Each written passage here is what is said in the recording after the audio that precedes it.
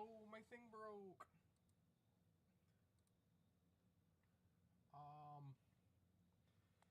Oh no, Memento. Why aren't you working? Hello, Frantic. What do you mean unfriendly reminders?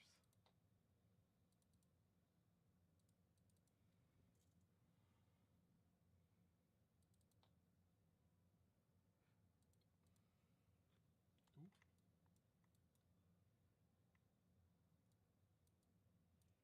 Wah.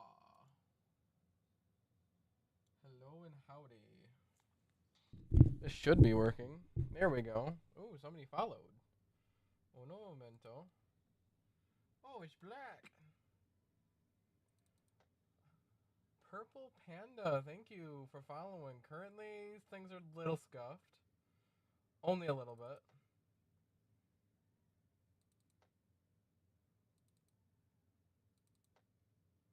Yes. Let me use that one, please.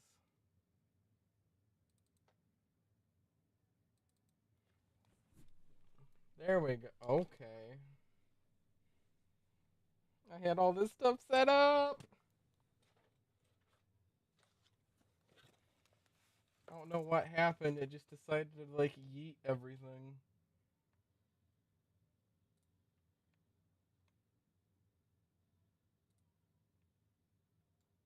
There I am.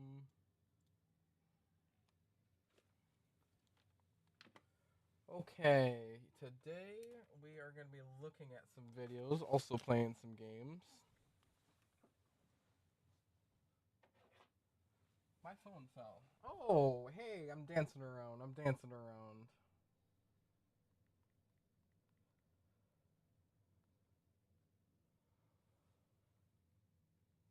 I have some opinions on things that I figure, hey, why not do what everybody else does with opinions? Post them to the internet.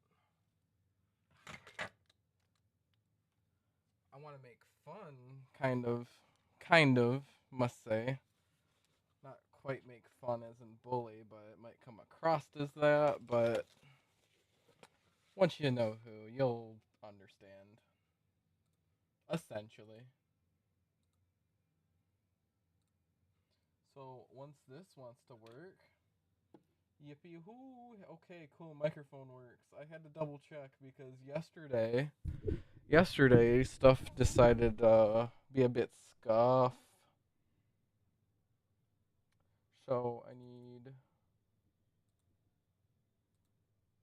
Here we go. Here's our first video of the night. Do I sound okay too? Fit to screen. There we go. I need you to be under me. There we go. Hey, old chat.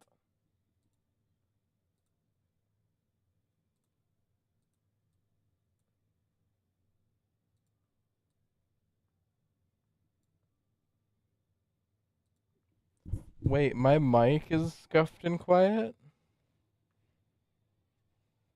Is it? I don't know why stuff changes on me because, like, in recorded video, it sounds fine. I'm actually, like, learning to listen because as of right now, I'm actually listening to my microphone as I speak, and it's really hard to talk.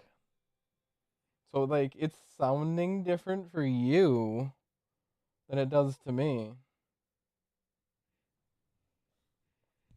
And, okay, let me, like, pull it on top of my face. Okay, microphone is technically resting against my right breast. This is probably the best place for it, because anywhere else, and it's kind of fuckety wuckety.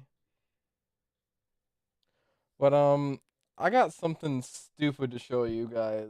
I'm not sure if any of y'all follow any stupid like internet drama or whatever, or have heard of iDubbbz in the past.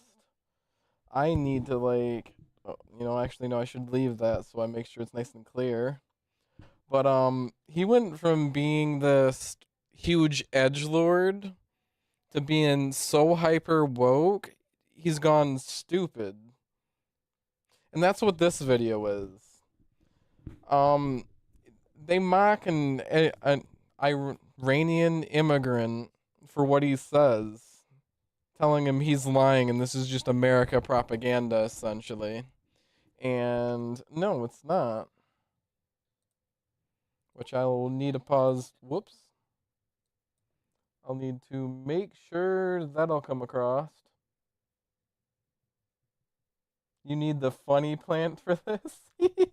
You know what? I could do that too. You'll probably want the funny plant for what I'm going to share afterwards. Because there are some things you guys are just oh so innocent on. That, sorry, not sorry. But either way, let's go on with this.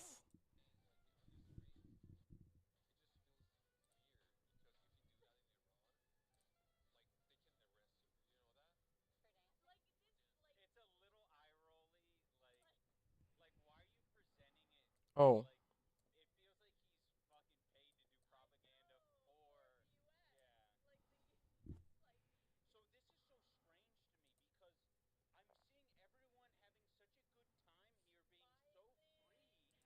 Quite literally say you know nothing about Iran without saying you know nothing about Iran. Video, no sound on stream. You hear me though?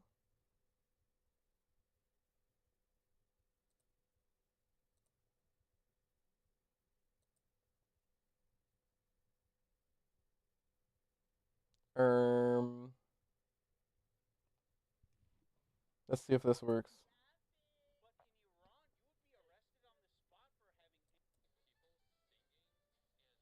How's that?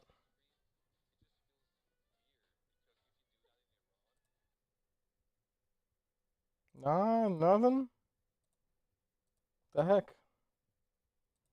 How about now? Is that any better?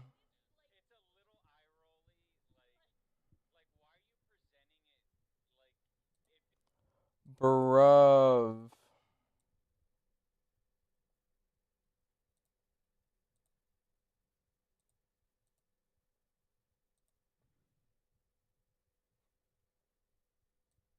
Ooh, that could be doing it.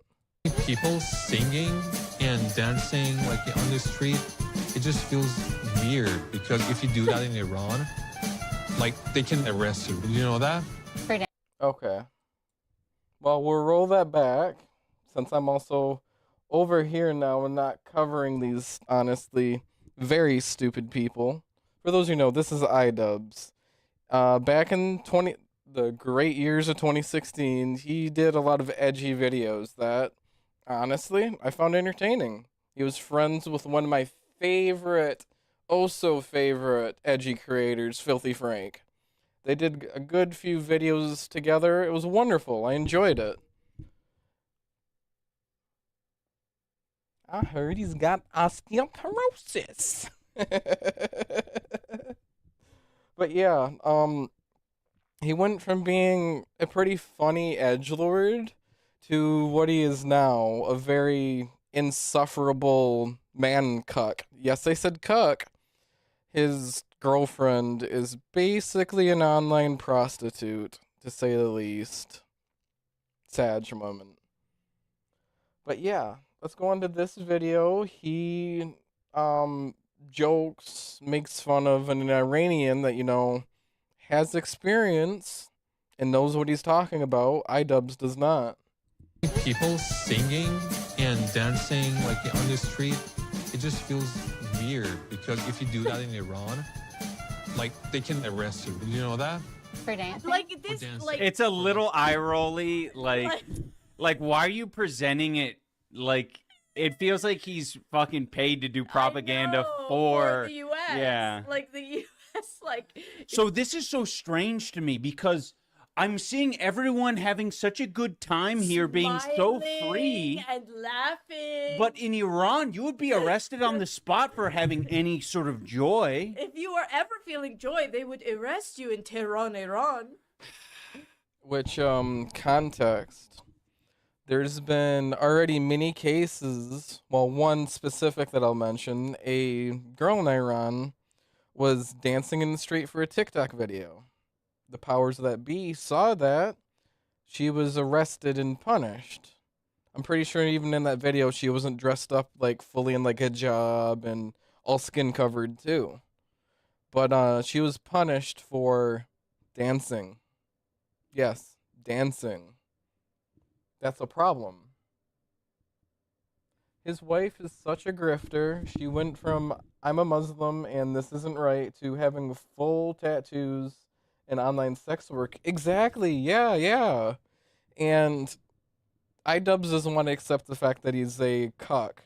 His own wife, his already girlfriend, I'm not sure the status on that, has already said she doesn't want to have kids with him because like their kids would look weird and whatever.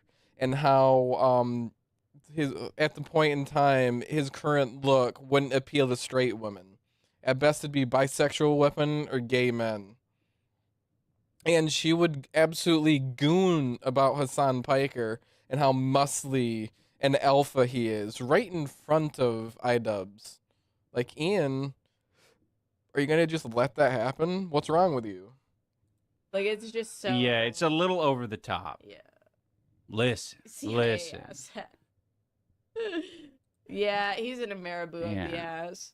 Maybe he's imagining too much. You're right, Psychonaut. Maybe he's imagining people dancing with their tits out in the Yeah, U.S. They're doing the fucking... Maybe he's imagining it gets so much worse. This capitalism is so great. Singing. I can feel the freedom. Yeah. Honestly here. Yeah. Honestly, these two, just not just this video, but this video was like, I would say the toothpick that broke the camel's back. Not the straw, but the toothpick.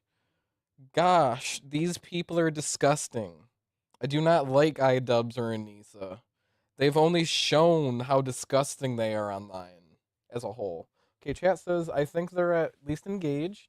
He mocked online sex workers until she started her OF. And then instead of got offended when his audience rightfully called him out on being a hypocrite for making a video saying that he's okay with it. Yeah, he is a hypocrite and he's a desperate cuck, to be honest. Because any self-respecting man would at least be looking at a woman sideways if she's gooning about another man in front of him and talking about like that in front of him.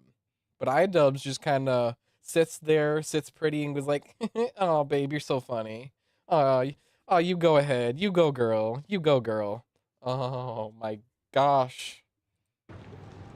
Yeah, It's starting to make her uncomfortable. What? You can't have your dog On a leash? even on a leash. Well, where are in you the supposed to street. keep it?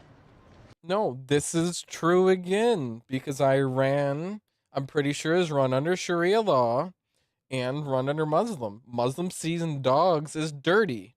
I just saw an article about in the UK, there are places where you're not allowed to walk your dog because these people find it offensive and filthy that we have dogs and we have pets. It's just so gross to them. Yeah, you're saying those things right next to him is something, Lamau, my wife will say, I will say we drive is hot or something, but she would went on a whole another level about it. No, yeah, like, it's okay. Like, let's just say me or my wife, we see a stranger in public and be like, damn, they're pretty attractive. There's a difference than being like, oh my god, he's so muscly, and then going on an entire freaking massive paragraph on how hot somebody is. That, I don't see as being an okay, at the very least in front of your own partner, That just seems disrespectful to me. I don't know, at home. Okay, so you Like, don't know. Everything has changed. I just don't think you have a 48 dog, hours bro. ago, when I Yeah. was in Iran, everything was. No shot. That's true. None of this is true. That's what's so annoying about it. This is so. This is going to be a lot of people's exposure to Iran. Iranians and Iranian culture. They're like, oh, I guess You can't have dogs in Iran. You can't put a dog on. he just grew up conservative. Yeah, and That's just didn't what I have. thought. Because a lot of Muslims don't have Right. dogs. That's in why you their have to ask the follow-up question. There's a reason for that. I'm not gonna even call Islam or Muslims a religion. It's an ideology and a form of control, to be honest. Just from what I've learned about that side of things. They see dogs as dirty. So why would a Muslim have a cat? They're seen as dirty. So of course they wouldn't. Yes. Her follow-up question told you all that you needed to know. Yeah. Like, Where do they keep it? I have no idea. Okay, so you just don't know about dog culture in Iran. That's so interesting. Like, Just saying whatever. like you thinks really I have to be yeah, I have to be careful about the words. You can speak freely here. You're in America. Are you I know, but Why do I know more than these apparent political creators? Yes, if somebody that has left Iran or those places that are controlled by Muslims in the way they act, if you still have family there, they won't try and punish you and find you. They'll punish your family for what you say. Your family will be in trouble. Your family will be thrown in prison. I won't say the other things, it gets a bit graphic. But yes, if he just decides to take a shit on the ideology that government runs under, of course, yes, his family will be in danger. How do I know that, not being a political creator or that too far into politics? But these idiots that suck and blow Hassan somehow miss this? It's so weird. They're going to come find me and they're going to drone strike me. The Iranian government will drone strike me if I say mean things. Listen, he's planning on going back potentially, okay? And if he wants to travel back, he's got to be careful with what he says. Bro, are they gonna check his last? I do want to make a comment. Look how he's staring forward. He is not happy. He's very much saying it very matter-of-factly too. Like, he's worried for his family. He's got that 1,000-yard stare. Just like, yeah, we're free here, but my family's in danger. Come on. 5 years of social media history. Sorry, this is just so. Yeah. He's so scared. The producer, this is America. You can say whatever you want. Yeah, the producers almost never say shit, and if they do, they'll cut it out. Yeah. Here specifically, they're like, no, let's make sure it's all in there. We want the full context. He's nervous in this moment. Let's comfort him because he's now in the land of the free. Everything's perfect here. We need to make it clear that people come here because they want our green cards. Ugh. Just the way they mock this man makes me uncomfortable. They're so grossly uninformed, and they're mocking him. Tell us you know nothing without telling us. I'm worried about my family. It just goes back to the politics stuff, and It's not comparable. yeah. Okay, Are brother. you ready to go home? Is it gonna be way different than here? Oh yeah, for sure. I feel like I had a sunglasses in Iran that I could see everything darker, but here everything looks more colorful. Well, it's Mardi Gras. Dude, It's dude, Mardi Gras. he is talking like he's writing what is this? It's so performative. It's annoying. You guys are the performative. You haven't lived Iran. You have not lived under what they've had to deal with. You guys are the problem. You guys are insufferable pieces of crap, to be honest. So grossly insufferable. He's just he's trying to mince his words so his family is safe. And he's just saying this he's showing us the stark difference between life in Iran and what he's experiencing here.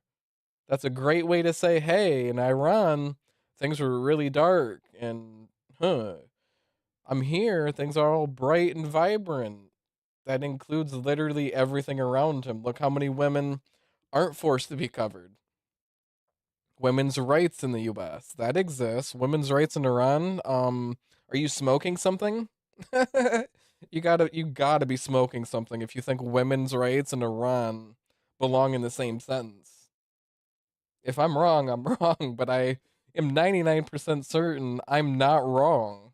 You do not tie women's rights in Iran together in any sense of the word, other than the fact that they need it. He's writing a new American anthem. uh Yo, no. New You know what? American- It reminds me of when you're in English class or something. You're being taught a concept, Oh. and you need to demonstrate that Symbolism. you understand the concept of symbolism or descriptive writing Yeah. by like overdoing it in your paper. You're like, I don't talk like this. Yeah. Such a big fat lie. Yeah, dude. Shit is. It's almost like he was waiting for someone to say, like, you mean like rose tinted glasses? Yeah. Yeah, that's it. Yes. It's almost. No, rose tinted glasses are very different from being dark like sunglasses. Rose tinted glasses, oh, hey, everything's great. Everything's going amazingly. I see nothing wrong. And then the sunglasses, at least in my view, are the opposite. Everything's dark, depressing, everything sucks. Rah rah. Almost like I was swimming through a cloud of shit in Iran. But now that I'm here, all of the shit is gone. And then he looks the other camera and he goes, "Thank you, Donald Trump." And livable. I can totally feel the freedom here. I told you 100 Okay, times, so but never go I back. really feel like I'm still dreaming. Like, I do not like him at all. He has only become just insufferable, unentertaining. He's a washed up creator that honestly needs to look at putting the fries in the bag. Or switching the deep fryer oil. Because, like, he's been out of a normal job for so long, he needs to start getting experience now before he's retirement age and needs to work to himself to death. I know that's dark to say, but, like, it's true. Sorry, not sorry. But yeah, that's Anissa and iDubbbz being very oh so grossly insufferable. Next thing I do have let's not go to a lolca right away. Oh, Devon. This guy was a meme. Like, all cool and great. But he became a disgraced internet creep, just like now two of the lolcow creators I follow. Leaping Lemur is now the Creeping Lemur or the Creeping Gooner. And what's his face? It's passing my head. I can't think. But yeah. Up like teenagers do. I'm having a wonderful time, and then I had no way to get back because I was broke as. And so basically, she called me a cab, and she told me that, Devin, you should totally flirt with the cab driver and ask him if you could suck his. And I have to get it on video. She told me, could it be funny as hell? And I was like, okay, I'm down What for the it. fuck? The man you just heard in that video goes by the name Devin Sweeney. He's a lolcow from the mid-2010s that has a major speech impediment and enjoys posting Impediment. YouTube videos in his spare time. His first viral video was in 2015. In this video, Devin describes having his iPod stolen by a cab driver after trying to pay him off with advances. He then turns the video into a rant about how it should be legal for him to do so, since stars do it all the time. This video now Um, sits at over 1 million views and would bring a lot of attention Devin's way. He was only around the age of 17 at the time, but Devin's story starts long before that and exceeds the bounds of just that one viral video. Come with me as I explore the life of Devin Sweeney, from viral internet meme to disgraced internet creep. Devin's first online presence came from a legal dispute involving him and his family, which at the time included his father and stepmother. This came after the Children's Aid Society of Canada, which is equivalent to the CPS, took Devin out of their care following the change of the severity of his cancer diagnosis, as Devin was previously diagnosed with leukemia. His father became fed up as his son had already been receiving care prior, but the CAS wanted to give Devin chemotherapy, which seemed to frustrate Devin's father due to him strongly believing in traditional medicine, as Devin is quoted as being of Aboriginal descent, meaning his people were native to the land.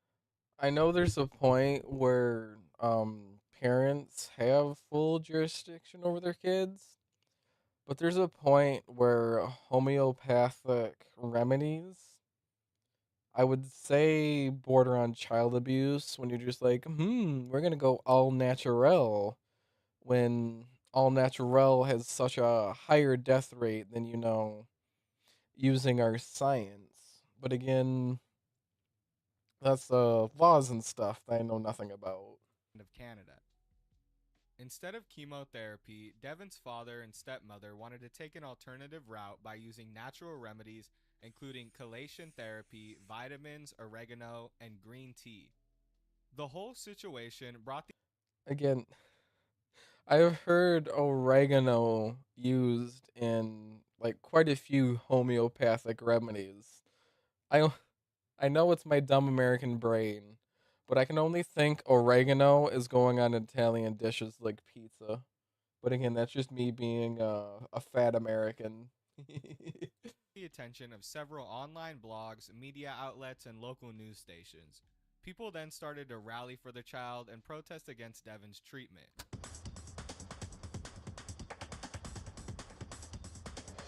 Hey everybody, welcome to the Friday edition of Live at 5:30. I'm Mark Hebscher. And I'm Donna Skelly. We continue tonight with a special in-depth discussion on the story we broke yesterday regarding the 11-year-old Hamilton boy forced into cancer care against his and his family's wishes. Now yesterday we exposed the tragic story of a Hamilton family caught in a life and death struggle with authorities.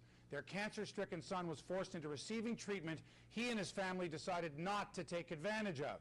The father was forcibly removed from hospital when he objected.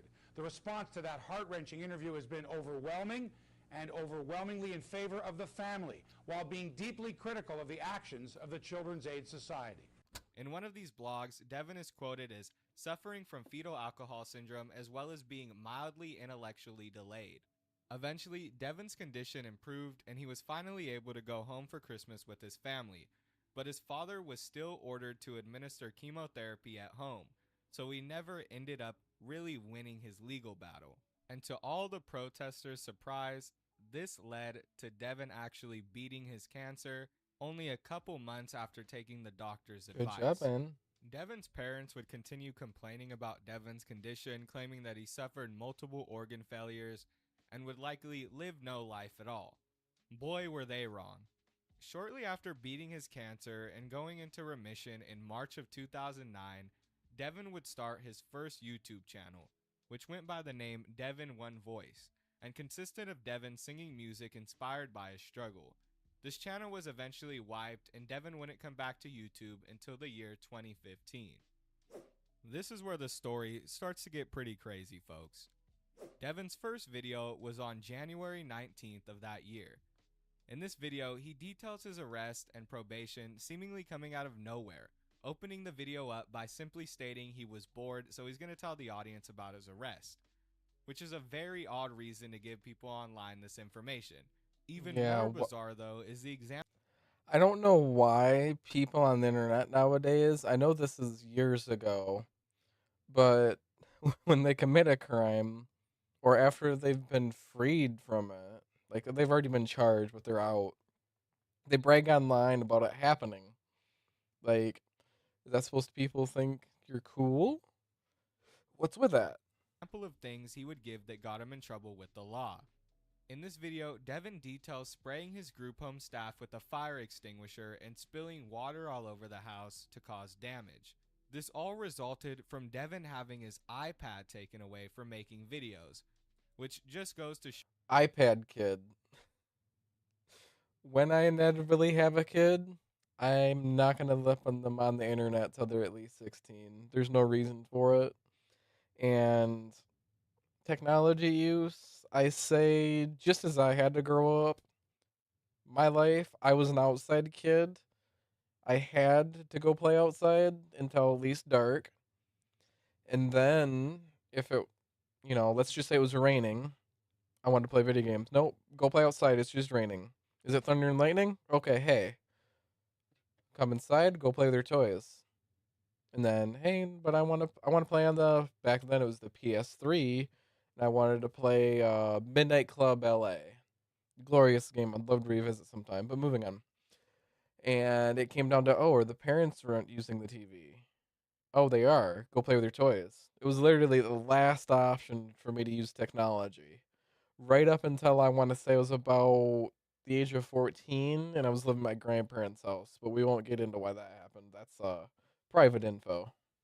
show you Devin is truly the personification of the iPad kid. He's like the OG iPad kid, some might say. He's got the voice going. He loves the Apple electronics. I mean, dude's just an iPad kid personified.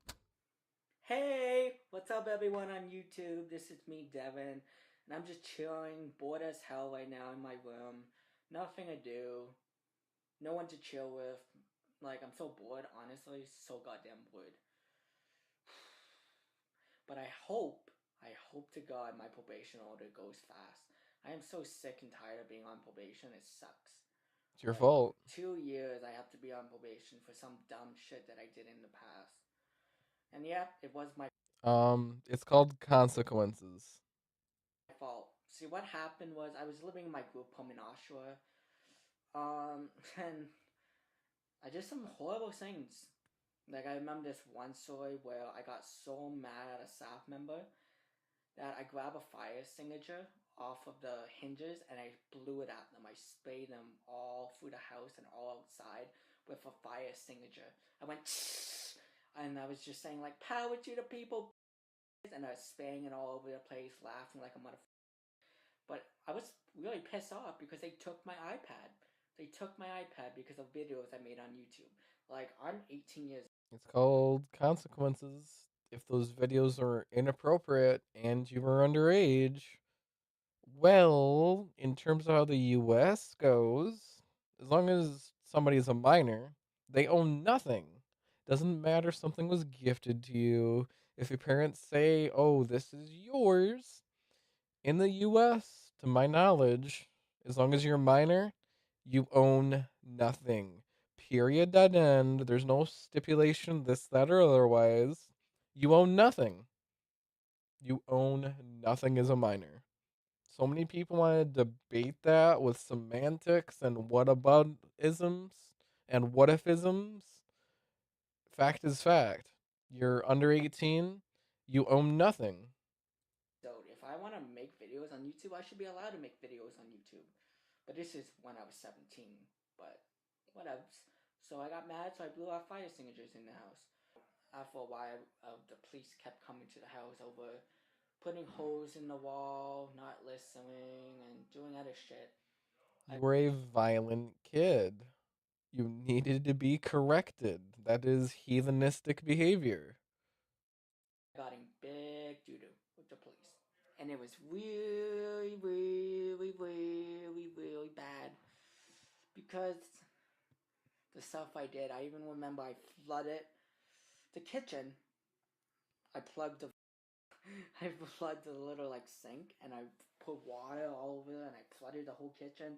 The staff came up and like, not cool, Devin, oh my god. And I came out my room, I'm like, woo, bubbles, and I started to splash water around. And then she's like, Devin, I'm trying to clean up your mess. Can you please move? And I'm like, here's some more mess you can clean up. And I tip over a water bucket and Yeah. You need to be thrown in the loony bin. Oh my gosh. No normal person acts like that.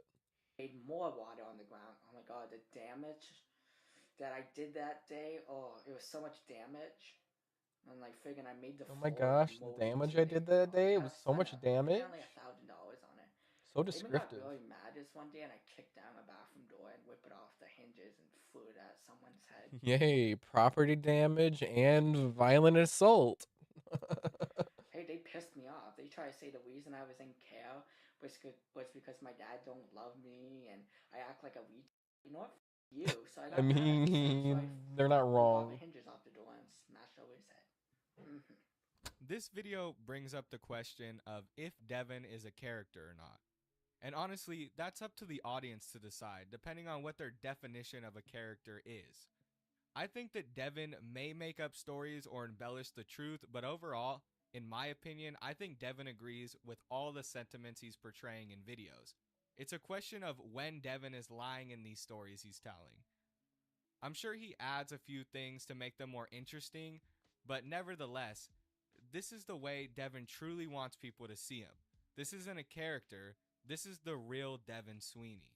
Throughout the mid 2010s, Devin continued posting on YouTube and has had multiple accounts throughout the years, with them being dropped after receiving too many. It may be wrong to say, but this specific picture here makes him look like a drug abuser.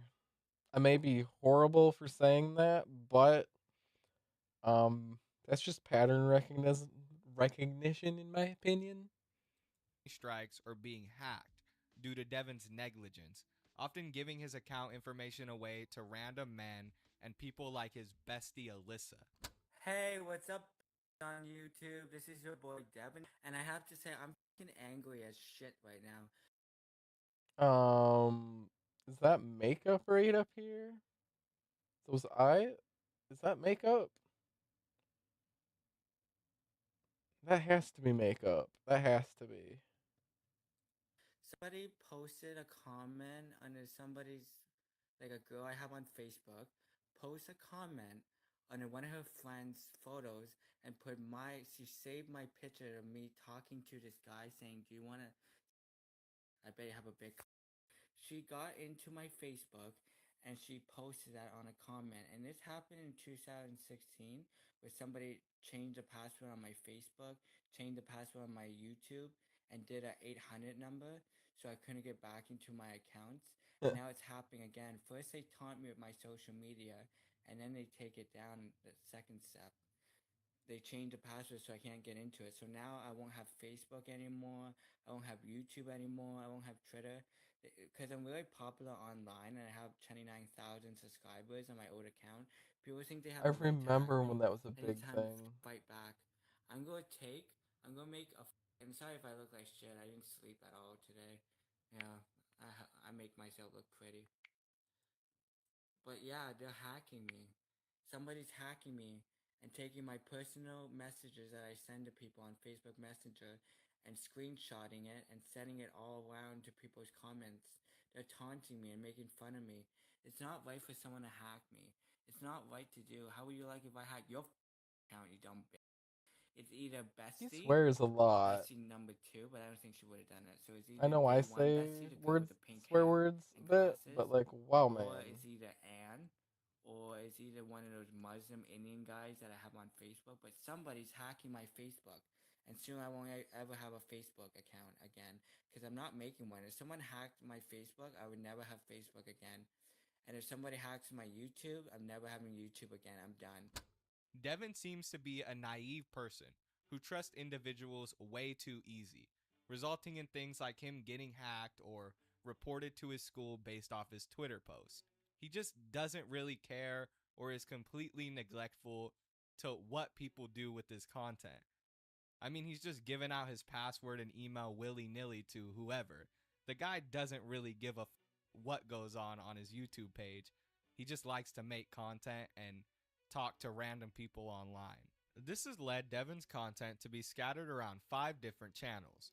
The first channel seems to contain some of the most vulgar content, often showcasing Devin talking about partaking in illegal things and being an overall pest. What once seemed like someone playing a character or making a joke quickly became a reality as people started to see more glimpses into Devin's true self. In the beginning, Devin seemed just like any other edgy teenager who made videos on YouTube. Sure, his content was raunchy, but if he were playing a character, most of it would have been acceptable for the time. He mostly blended in with the landscape of YouTube. But one thing stood out about Devin's style of comedy, and that was his use of jokes, specifically jokes towards minors. In 2 different videos, he's seen explaining to the audience why he loves the orphan Annie so much. In another, he details how he feels about the girls on the Disney Channel, making extremely vulgar comments in both. You know what I love? I love this little girl named Annie. She's my best friend in the whole wide world. But it's sad, she's an orphan, and her parents, who knows what happened to them. They're drug animals. They probably did too much drugs and died. But yeah, I feel so bad for Annie. She's the best in the whole world.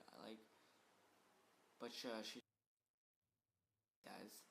And she likes to shove those big black in and out every day and every night. What Because the Annie is a little fuck? now. She's 16-year-old that addicted to meth, and she fucking. Oh my gosh.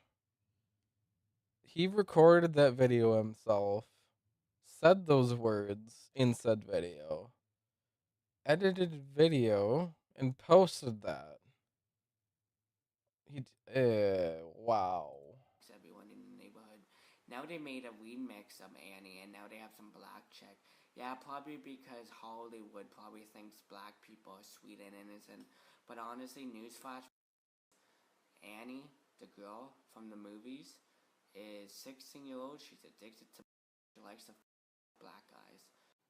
I hate the motherfucking Disney Channel. Those fucking little girls in those fucking short skirts and they're all sagging out. Put on a bra. Only reason those dress like that so the TV. Oh my gosh. I thought my sense of humor, the way I speak, was a little bit like filthy because I do swear. But like, wow, people like this make me feel good, and like it just biasly shows me I'm not a weird person because I'm not that. It's really bad, but oh my gosh, he is going downhill majorly. Make more money. And those girls obviously want to get good and buy some those fucking Disney Channel fucking actress and actors. They all are fucking horny.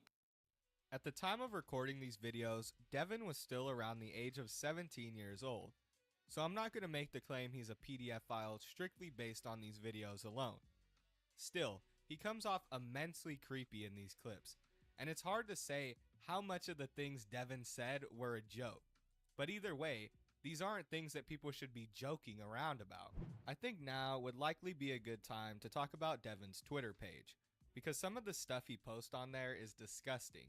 The tweets that I'm about to discuss in this next part really put those jokes about minors he said earlier into perspective and gives us a good look into Devin's depraved mind.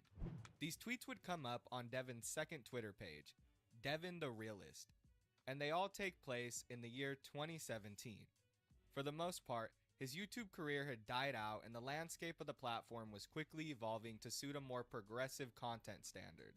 Not only were his jokes too edgy, but his videos were just too unstructured, not offering much to the viewer but pure shock and disgust. This caused him to make an influx of posts on his new Twitter.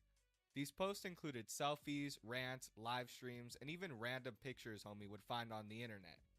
And those pictures again would involve some jokes homie probably shouldn't be making, as well as people that he shouldn't be talking about. First, let's take a look at some of his selfies. Most of them are normal, just about as normal as Devin could get. But these pictures are important for the next part.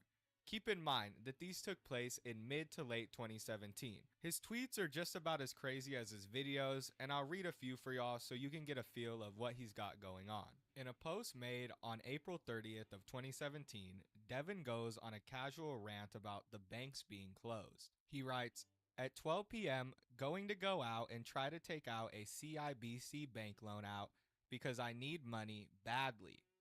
In another post, he writes, banks are closed, couldn't take out a loan, like, please. On April 21st of 2017, he goes on a rant about a Chinese guy, saying, this Chinese guy is so f***ing annoying, like I hope he gets shot so I don't have to hear his annoying questions anymore. Kill that bitch. Finally, in the last post, Bruv. I knew this person was a little bit cringe, but I didn't realize how bad he was. Oh my gosh. What is wrong with this weirdo? we're going to look at, made on April 15th of 2017, Devin writes, got 12,045 views altogether on my YouTube channel. Please check out my videos at Devin Sweeney on YouTube. These posts show a crazy juxtaposition where at some points Devin seems like he's just straight going off his rocker and about to do some really crazy heinous stuff. And then you have other posts where he's just simply stating that he's going to the bank or he wants. Bro, his nose is huge. Look how much like it like flares out and how like small the openings are in comparison. It's so puffy. Moving People on. to check out his YouTube page. It's just a very wild juxtaposition there.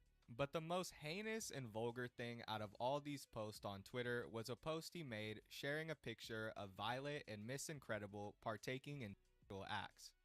This is a 14-year-old character, and Twitter just has it up for anyone to see.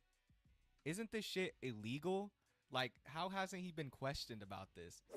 If he's safe. Yeah, it's morally questionable, but by law, it's not a real person, so you're not harming a real person, so it's okay by law.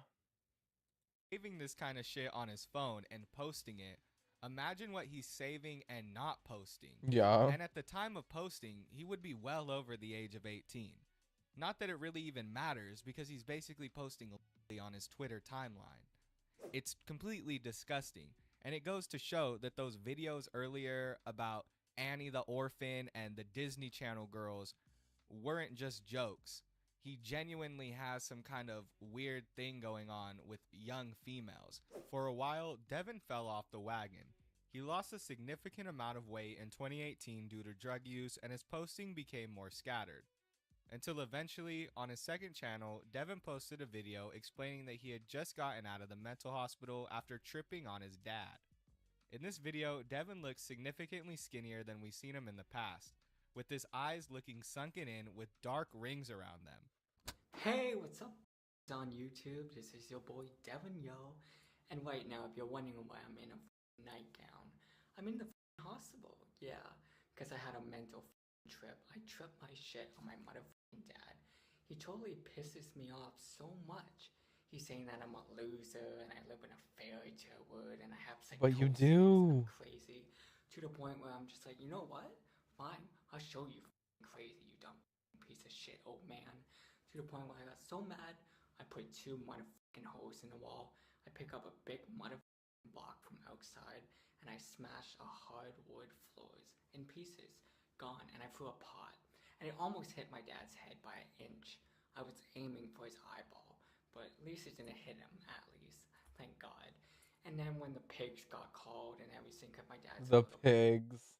he called the police on me, saying, oh, he's trying to hurt me. He's trying to go after me with a knife. Please, go to. You were just talking about how you throw an entire flower pot at him. You are trying to hurt him. You just said that you were trying to hit him in the eye.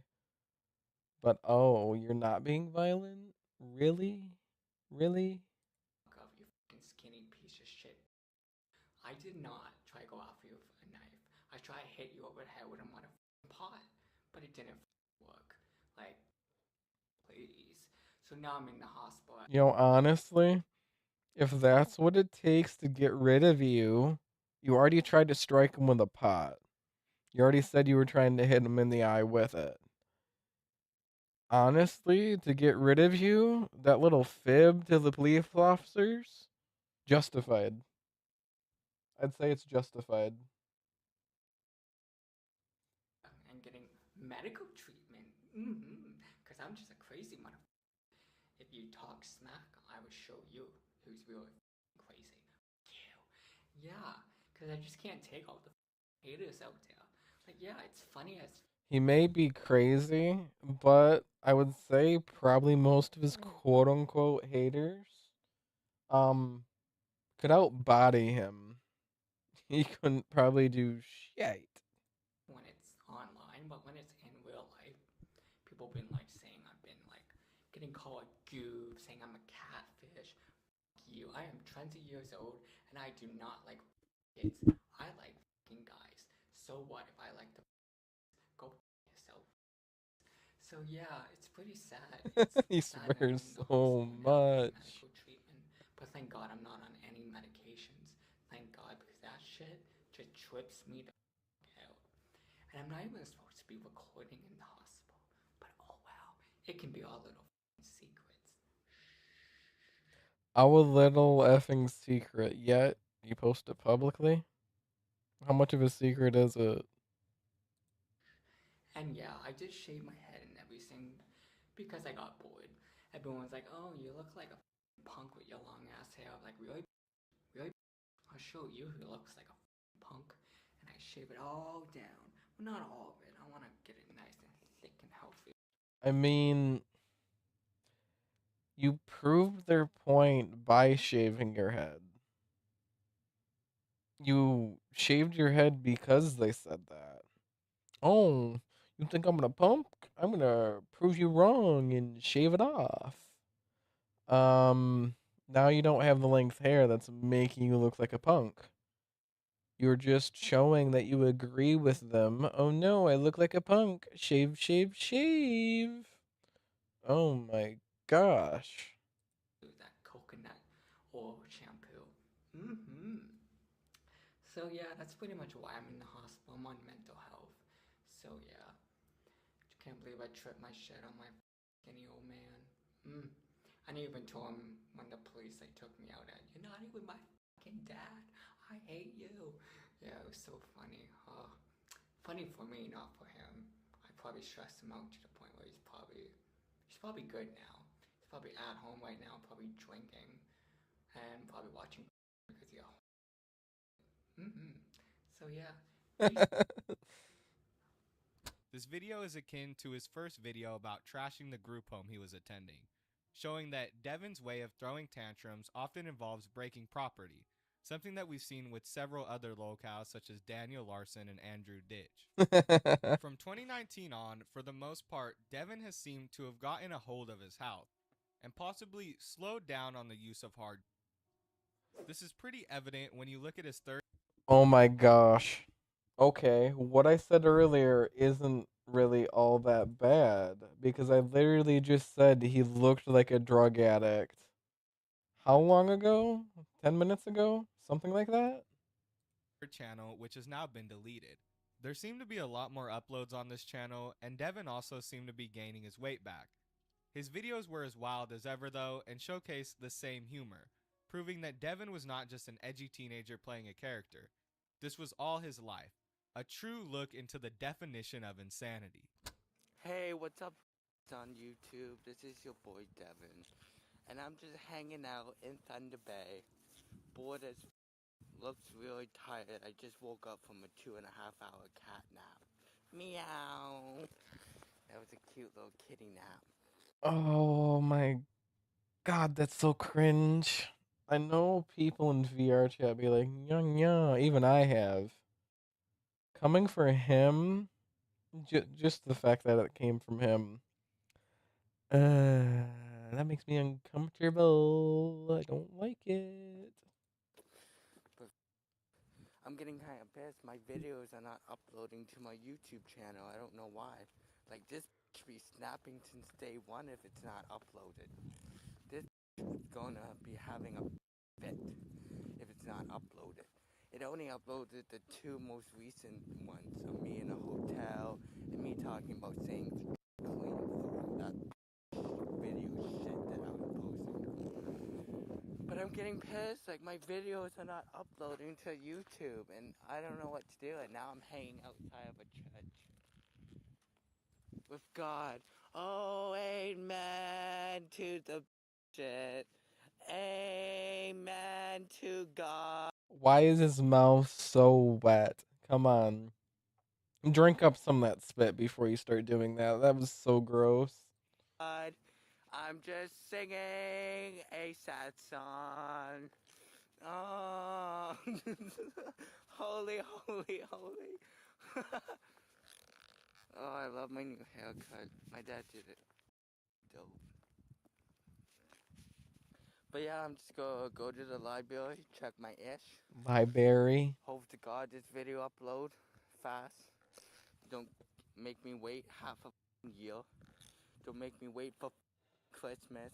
Just upload this shit and dip and jet. Cause I gotta jet and cash these checks and make some money. Justin Trudeau and make some money. He's a pretty boy. We can totally suck his and maybe I would get $100 for sucking it. Oh my gosh, dude. Simmer down. I need the money. Just like I need the peace, my lovers. I'm actually done with YouTube. I'm thinking about making our own web page for my YouTube videos. Cause YouTube, I don't like YouTube. They keep reporting my videos. I find that interesting. He says, I think I'm gonna make my own web page for my YouTube videos. So, you upload videos to that website. How are people gonna watch said videos? Because you are a nobody. Nobody is gonna just show up to your website and be like, video, I'm gonna watch it. You would need some type of social media large presence to make that site worth it. To be realistic. Sorry, not sorry. YouTube's taking them down, the cops taking them down. It's bullshit. My stepmom, she can suck a dick. Bing She's bong. telling me I can't make YouTube videos for my baby Topher. All because her phone is in.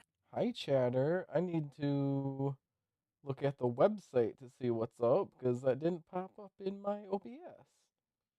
Oh, I don't know what happened.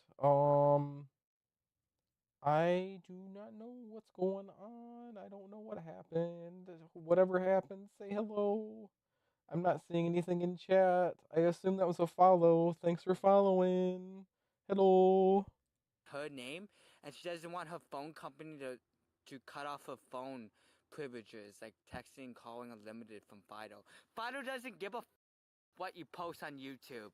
If anything, they probably laugh as over my YouTube videos. Do I look hot, baby? I hope I do. Sorry if I'm calling you baby. No. Ew. Oh, hi, Frankie. Hello. Just a prime sub when stopping by. Hello. Hi there. Currently I'm going through some rather trash people per se. How you doing? But you're just my baby doll. You're like Ken the Barbie doll. So I'm going down a wheelchair ramp, and then I'm gonna go in the bushes, and hopefully Justin Trudeau will come in the bushes and let me suck his hungry hashtag. He said that twice now that he wants to suck Justin Trudeau's dick. Bro, chill out.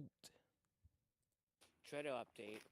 So I'm walking by a school. That's my probation officer, Topher. That's where I go see a probation officer. I hope my probation officer let me suck his. Be like, yo, Devin, I would drop everything if you suck my. I'd be like, down. But I'd do anything to get these charges dropped. Because what I did to that innocent Tyler guy, that 16-year-old, wasn't right of me.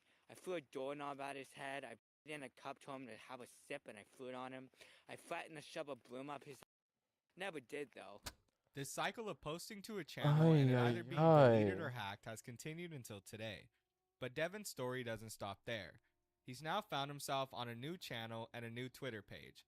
There has even been a Reddit board made to track him and his accounts. Most of his posts were on par with his previous.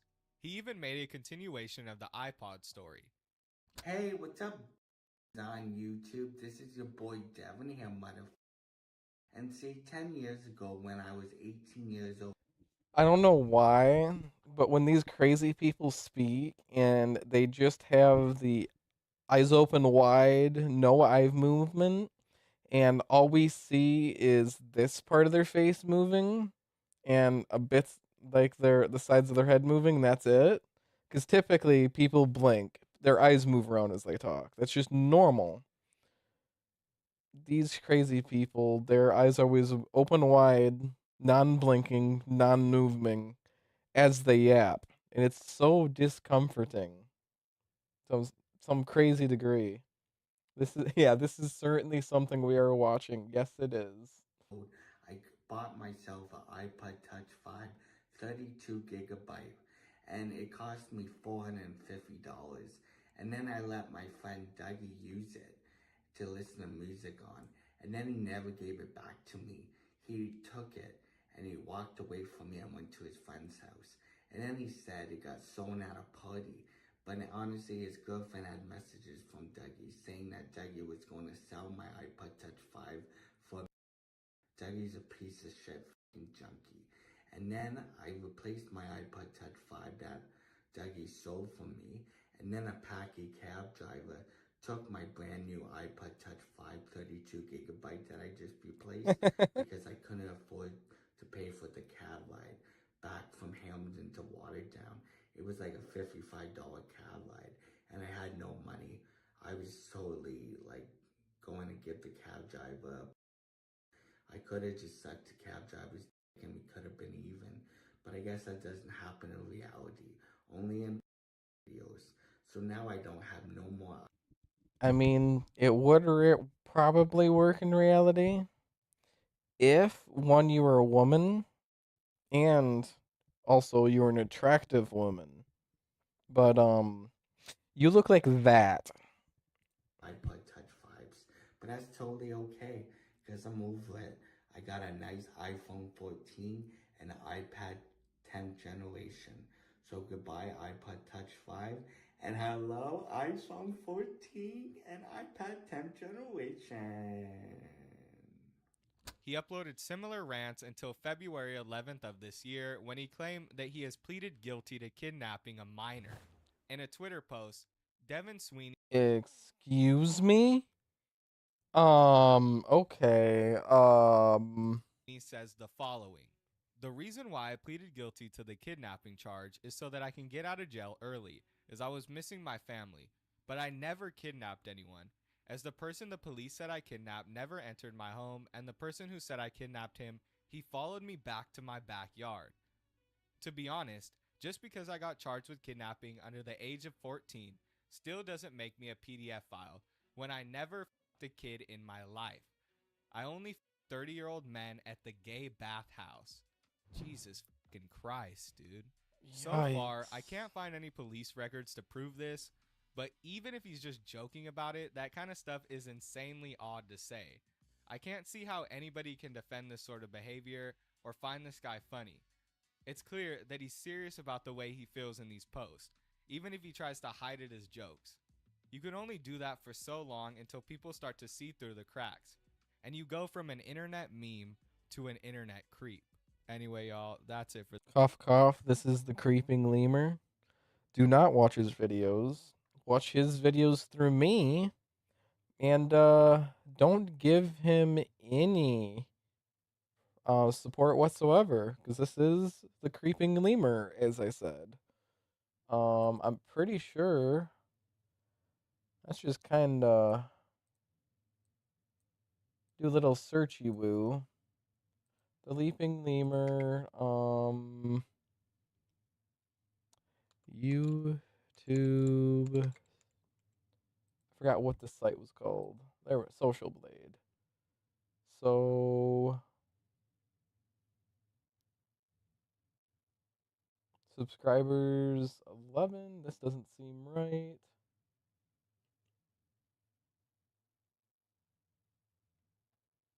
This does not seem right at all.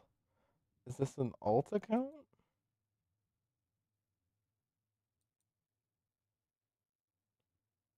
Huh.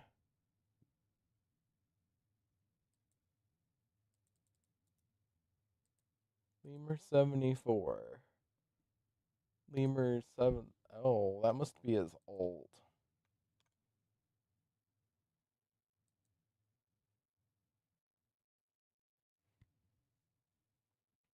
Okay, yeah, back when this happened, it was just before the new year. And yeah, he was gaining pretty nice up until. Wait, is he still getting followers? We have the 20th. Oh, that's viewers. Subscribers. He's bleeding subscribers on a daily basis. Honestly deserved. He did quite a few weird things to a girl, to say the least. Something I'm curious about is where did that go? R/Devon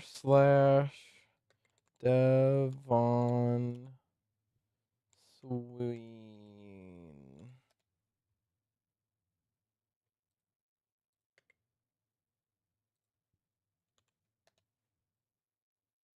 Let's see if there's any updates. So let's sort by new. Zoom in just a little bit. Okay, it's 7 months ago. Oh, is it this dead?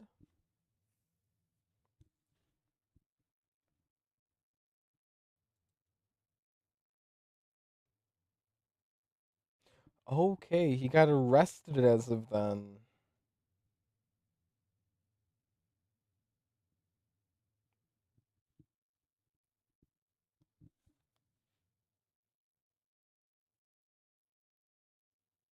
Okay.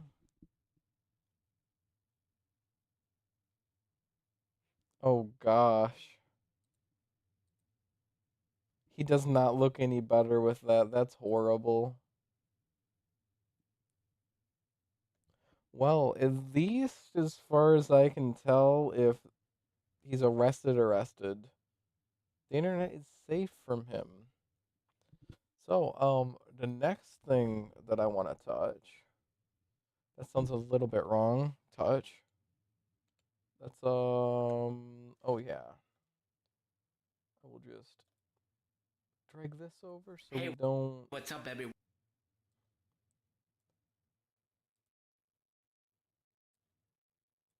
Dragging videos out of the way so I don't replay them. We'll get rid of that. We will go to. Ah, yes. The DoorDash delivery lady. Got some updates on her. This TikTok DoorDash driver just went from viral victim to felony defendant after she came online saying that she was essayed on the job, and now she's facing years in prison for the video that she posted herself. Like, one, so many people stuck up for this girl online. Even when we had the video that she posted of her opening the door and entering the house, that was all done by herself. She wasn't forced, she wasn't coerced. She opened the door and saw the dude, took a video, and then posted it online. She is up for 8 years in prison because of 2 charges that she's getting. They have a maximum sentence of 4 years apiece. 3 days ago, October 12th, 2025, I was a victim of SA by a DoorDash customer while I was doing my job as a DoorDash driver. The DoorDash customer requested that their order be left at their front door. Their front door was wide open, their lights were on, they were sleeping on the couch within eyesight of the front door with their pants and underwear pulled down to their ankles, and they were indecently exposed to me. Well, as it turns out, that's not exactly what happened. If you need a perfect example of how fast a viral, victim story can flip upside down, this is it. Because this video was posted in mid-October by Olivia Henderson, or IRL Monster Hideout on TikTok, and she went viral pretty fast as a DoorDash driver who claimed that she was essayed on the job. And now, as of last week, she's been arrested, charged with 2 felonies, and could be facing years in prison. And depending on who you ask, she's either a woman who reported a traumatic event, or someone who turned a drunk sleeping customer into content and then lied about it for clout. I reported it to DoorDash, and DoorDash did ban the customer, and then 2 days later, DoorDash banned me, which doesn't seem unrelated. They didn't even provide me a reason for my deactivation. They're supposed to send an email. If they didn't tenant, and within 12 hours afterward, they had already denied my appeal. DoorDash deactivated me. DoorDash punished me for exposing my assaulter, and TikTok is currently punishing me for exposing my story time. I also reported this to the police, and the police are doing nothing. I was assaulted. I lost my job. I'm the victim. Yeesh. So this whole thing just starts back in October 20th in Oswego, New York. Olivia was delivering an order for DoorDash, and according to her, the customer had asked for the food to be left at the front door. She said that she walked up to the house and found the front door wide open, lights on, and the customer lying on his couch with his pants and underwear pulled down to his ankles. She described him as fully exposed and said that she'd been put in danger simply by doing her job. Now, obviously, that's not an ideal situation to witness on the job, but it could also be explained as a guy who got super drunk, ordered some Wendy's, and then passed out before it got there. Not a great look, but I don't think it's illegal to do that, especially because he was in his own house and he wanted the order at his front door, but more on that later. So in her first series of videos, she told the story with the tone of someone who was still shaking from what happened. She said everything was caught on camera. She also said that she didn't want this to happen to any other women, which is why she came forward with this story on TikTok. And with the video, she also reported this to DoorDash and the police. And her initial post grabbed more than 22 million views for a brief moment, and TikTok seemed ready to rally around her.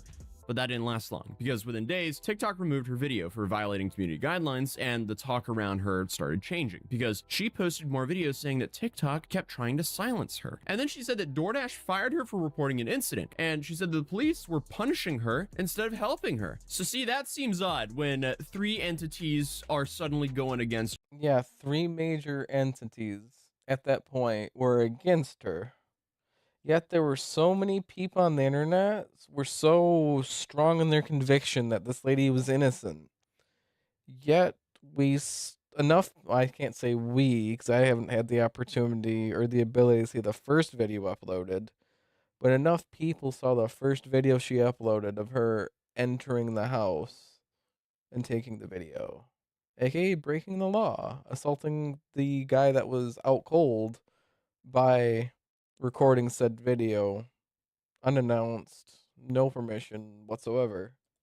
At once. What's going on? One of the biggest points in chaos of this entire story is the debate over whether Olivia actually walked up to an already open door or pushed it open herself. In the first video, she insisted the door was actually wide open when she arrived, meaning the guy on purpose left his door open for her. Thus, as she claims, he left himself exposed for her to see. But pretty fast, other creators started putting out screenshots that showed that she had quietly deleted an earlier version of that video, one that showed her nudging the door open before panning to the sleeping guy on the couch. And the original clip was deleted, but I don't think this has anything to do with TikTok silencing her here, because she posted a video of a dude laying there exposed on his couch in his own house, and she posted it for millions of people online to see. I don't know about you guys. So in that situation, I would love to see some legal thing happen with some type of law, because she opened the door, took said video, and then tried to lie about it. Just like women that do false R-word claims. I don't know if I can say the right grape. You know, like the juice or the fruit. Yeah, grape claim. I really think those type of people should be punished to the same extent as the person would if it were to be a true claim. I really believe she should be cashing another charge for doing what she did. Because she purposely took the recording and then was like, oh no, I have to delete that part, and did it. She was being a predator. Because if that other part of the video didn't exist, I believe we'd be in an entirely different situation. She deserves to be under a prison. Because she was trying to manufacture evidence, essentially, to get that man locked up. Essentially. But I think the video got deleted because of that. So obviously that's not allowed on the platform, hence why I can't show the clip here. But there were these side-by-side screenshots that started popping up of whether the door was closed or left open. Either way, dude is in his own house, so is this illegal? No. But my main question is, why is she walking around in this dude's house? Like, drop the food on the doormat, take a picture, and move on to your next order. You don't need to be, hello? There's no reason to play Resident Evil in someone's house. This whole situation doesn't make sense whatsoever. Did she just use this as a ploy? And realistically, I know the world doesn't work on logic, but let's just say that door was left wide open.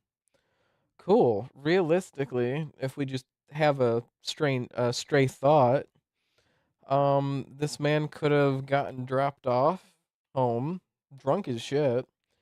He might have just been, immediately when he's getting home, oh, I'm gonna go to bed.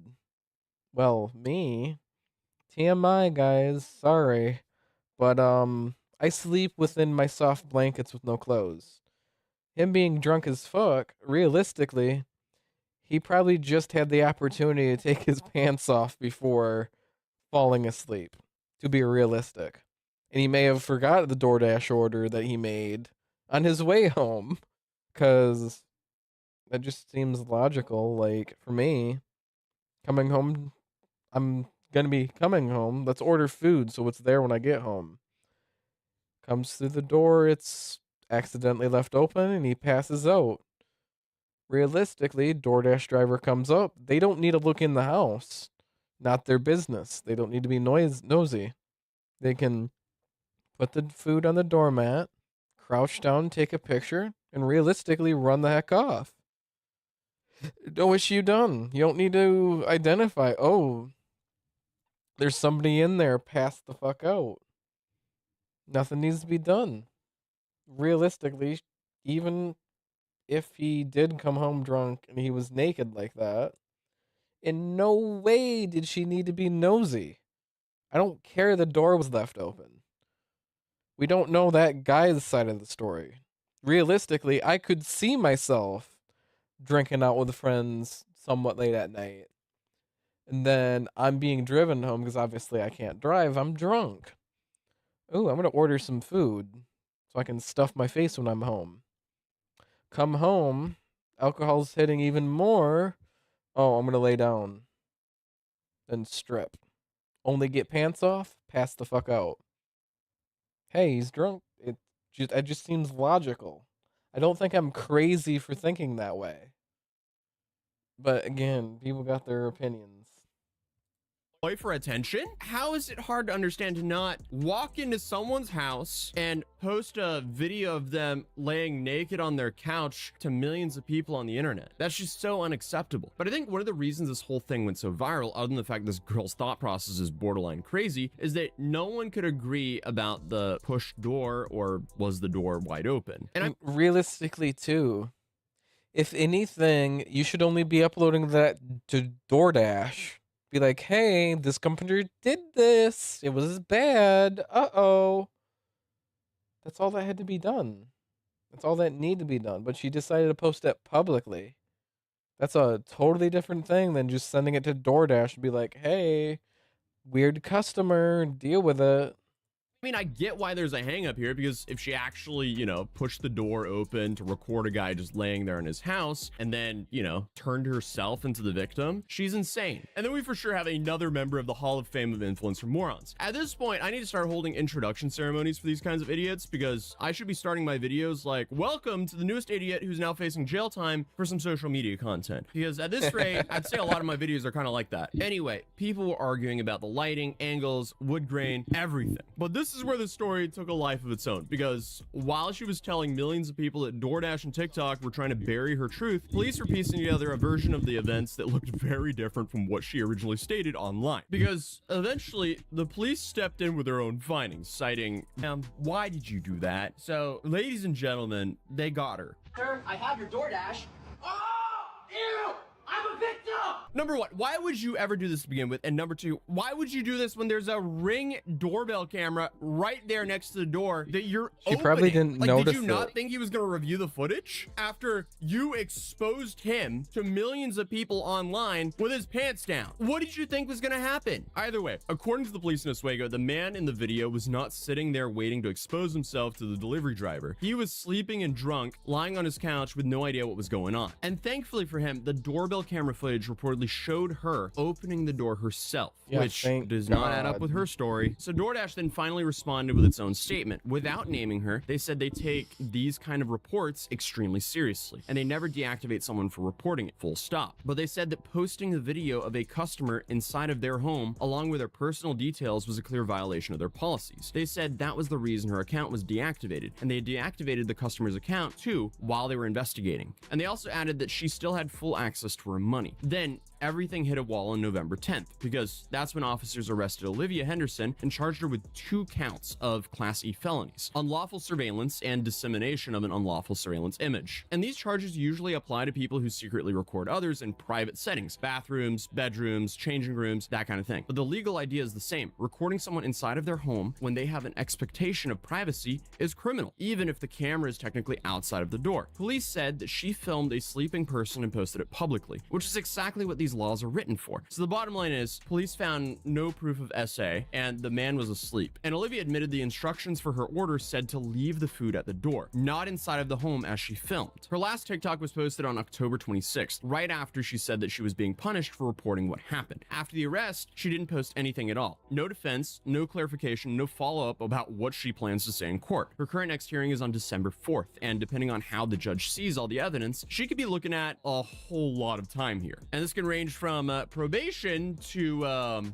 years in state prison, because it looks like a Class E felony in New York can carry up to 4 years, and she's charged with 2 Class E felonies, so that could be a combined maximum of 8 years in prison. Either way, it's no longer a he said, she said, and it's definitely not a conspiracy that TikTok doesn't want you to hear about. This is a criminal case with evidence and surveillance footage that was provided by the perpetrator, yet again, for clout. How does this keep on happening? Now, obviously, gig workers deal with real risks every day. Yes, women face real threats with entering private spaces alone. And yes, some companies have absolutely punished workers for speaking up. But if you film someone in their own home, post it online, accuse them of a crime that the police say never happened, and then you claim that you're being silenced when the platform you're on takes you down, you're in for it. I was working. I was literally working, and they deactivated me. This is related. They just punished me for posting about my while door dashing. They just fired me, and the police are doing nothing. I lost my job. That was my only way to make money to pay my bills. I'm just saying, that's not advocacy. Cough, cough. It's time to put for you to put the fries in the bag. Not do DoorDash. It's time for you to put the fries in the bag. Go do that, because yeah, I don't think there's many places in New York that'll, employ a felon, because you are a felon at this point. That's just clout chasing. So it'll be interesting to see what actually happens in December, and I'll keep you guys posted as more details come out. So feel free to subscribe if you're new, drop a like if you enjoyed this video, and I'll see you guys in the next one. Peace. Hi, everyone. Oh, hi, buddy. They just That's a that is a crazy thing to quickly stop on. But yeah, crazy DoorDash lady. As of right now, what has happened? Oh, yeah, we're gonna get that one to with some friends. Essentially, what he says in this update video from 10 hours ago. Of the court case for the TikTok DoorDash girl, which it's safe to say that was fascinating. Something big did happen, but it took a while for anything to happen at all. So now we're in the beautiful Oswego, New York. We're way upstate New York now. This is very different from Miami. It's safe to say the weather here is way more harsh. I think it's like 11 degrees Fahrenheit or something like that right now, which is very different from the 70-degree weather that was in Miami for the Jack Doherty trial. But, so, so there's a lot of stuff that happened. So I got here at the court at about 9:21. She was on trial at 9:30. This time it was a little bit different, because last time we know that we had footage of inside of the courtroom because the news was there. So the news, they were set up, they were filming her, and you had that moment where the judge said, or where her and her attorney complained about them filming the courtroom because they wanted privacy, and the judge went, well, oh, now you want privacy, you're on trial. Yeah, that W judge, by the way, W judge. I'm so glad that that judge didn't take any weight to that. Be like, oh yeah, let's get cameras out of this courtroom. You need your privacy. I'm so glad he took the angle of, oh, you want privacy now? You're here for filming somebody while they're undressed and without their permission, aka breaking their privacy, and now you want it? Yeah, that's totally how it works. For filming someone in their own home. So, that's crazy. My hands are freezing, by the way. I am so underdressed for this weather. This is a bad problem. Classic Southerner coming up north and not knowing how to dress. Okay, so anyway, I walk in, there's no TV camera set up, I don't even see any journalists, and basically I was there until the end. I can confirm there was no journalist there, so it's only me that was there, which is kind of interesting. Other updates to this case, she still has a public defender. She has 2 charges. Both these charges are felony charges. One is for unlawful surveillance, and one is for dissemination of unlawful surveillance. So that's the update all the way until it starts. It started at 9:30. I am really trying to defend myself from wind, just like last time. Look at that. But at 9:30, judge walks in. Everyone stands up, sits down, you know, the whole thing. And I don't see the DoorDash girl. I don't see her at that time. I think it was just because I didn't see her, because she was sitting in there. And at that time, I was sitting in kind of in the back right of the courtroom, and this courtroom is set up in a not the best fashion because there's a column blocking the judge, and the audio isn't really good, and it didn't seem like they had the microphone speakers on the back, so I couldn't hear what was going on. So I had to move around. So eventually, after they went through a couple of the defendants, I got up and I moved. So I moved across the side of the courtroom, and that's when I could actually see the judge, so I can at least read what his lips were saying, because the audio was still bad. And I think I sat down kind of behind the DoorDash girl at that point, and that's when I spotted her. So, going through my notes real quick. One sec. Oh, no. All right.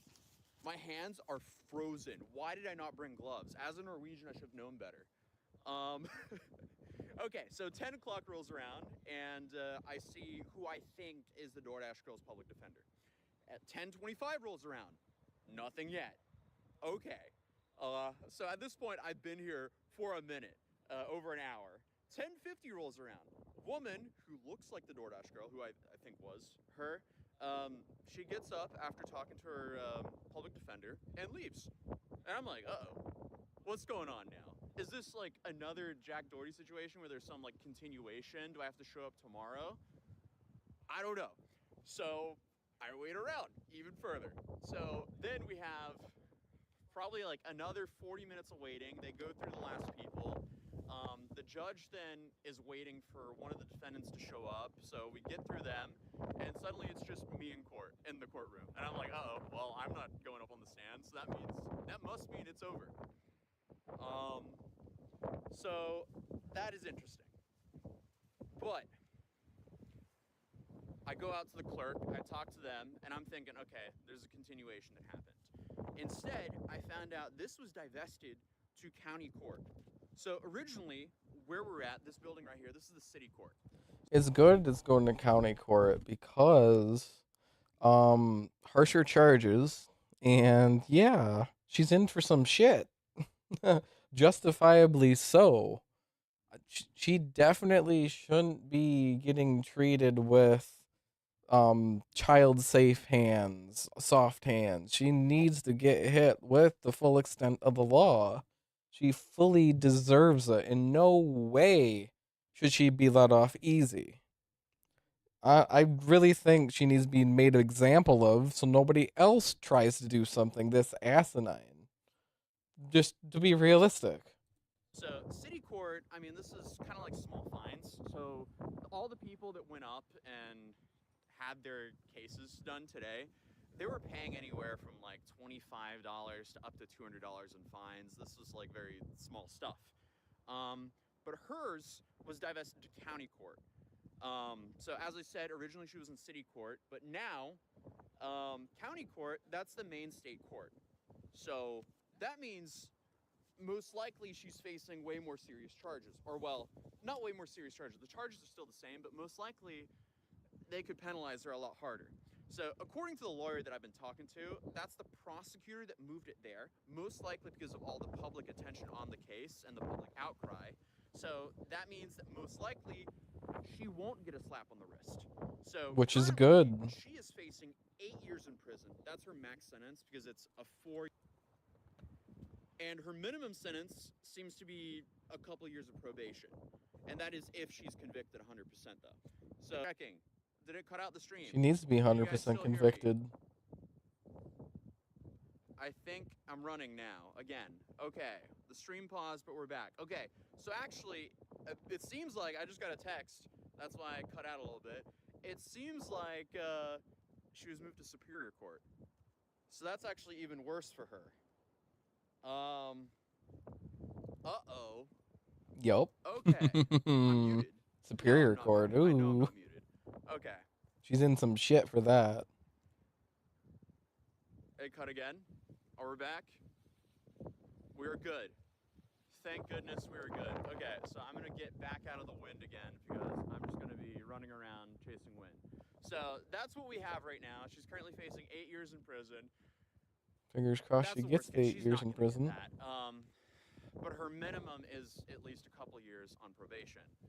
Either way, she shouldn't have done this. This is like a big self-inflicted thing that didn't need to happen. I don't know why she decided to do that. But hey, it is a cold one out here tonight. It is beautiful, but it's freezing. So that's, yeah, no. Oh, but the victim, exactly. No, it's been an interesting trial to follow. Well, I'm the victim, and I got banned. We are in no, you're the perpetrator. New York, and the weather is nice, except for the coldness. But yeah, TLDR, she is going through some shit, justifiably so. She needs the full weight of the law thrown at her. Just saying, like, she just, had not to do it. But hey, we have a video by WeswesO because Asmongold pissed iDubbbz off. And yeah. We're going to be revisiting Soylent enthusiast iDubbbz and his stunning and brave handler Anissa, who have been crashing out live on Twitch during iDubbbz's streams over the past couple of days. This is happening largely in response to the backlash they've been facing over the past week since the last time we talked about these two, where there was a clip of theirs that went viral where they were talking about Iranians and they were mocking Iranians for wanting to flee the regime they were living under.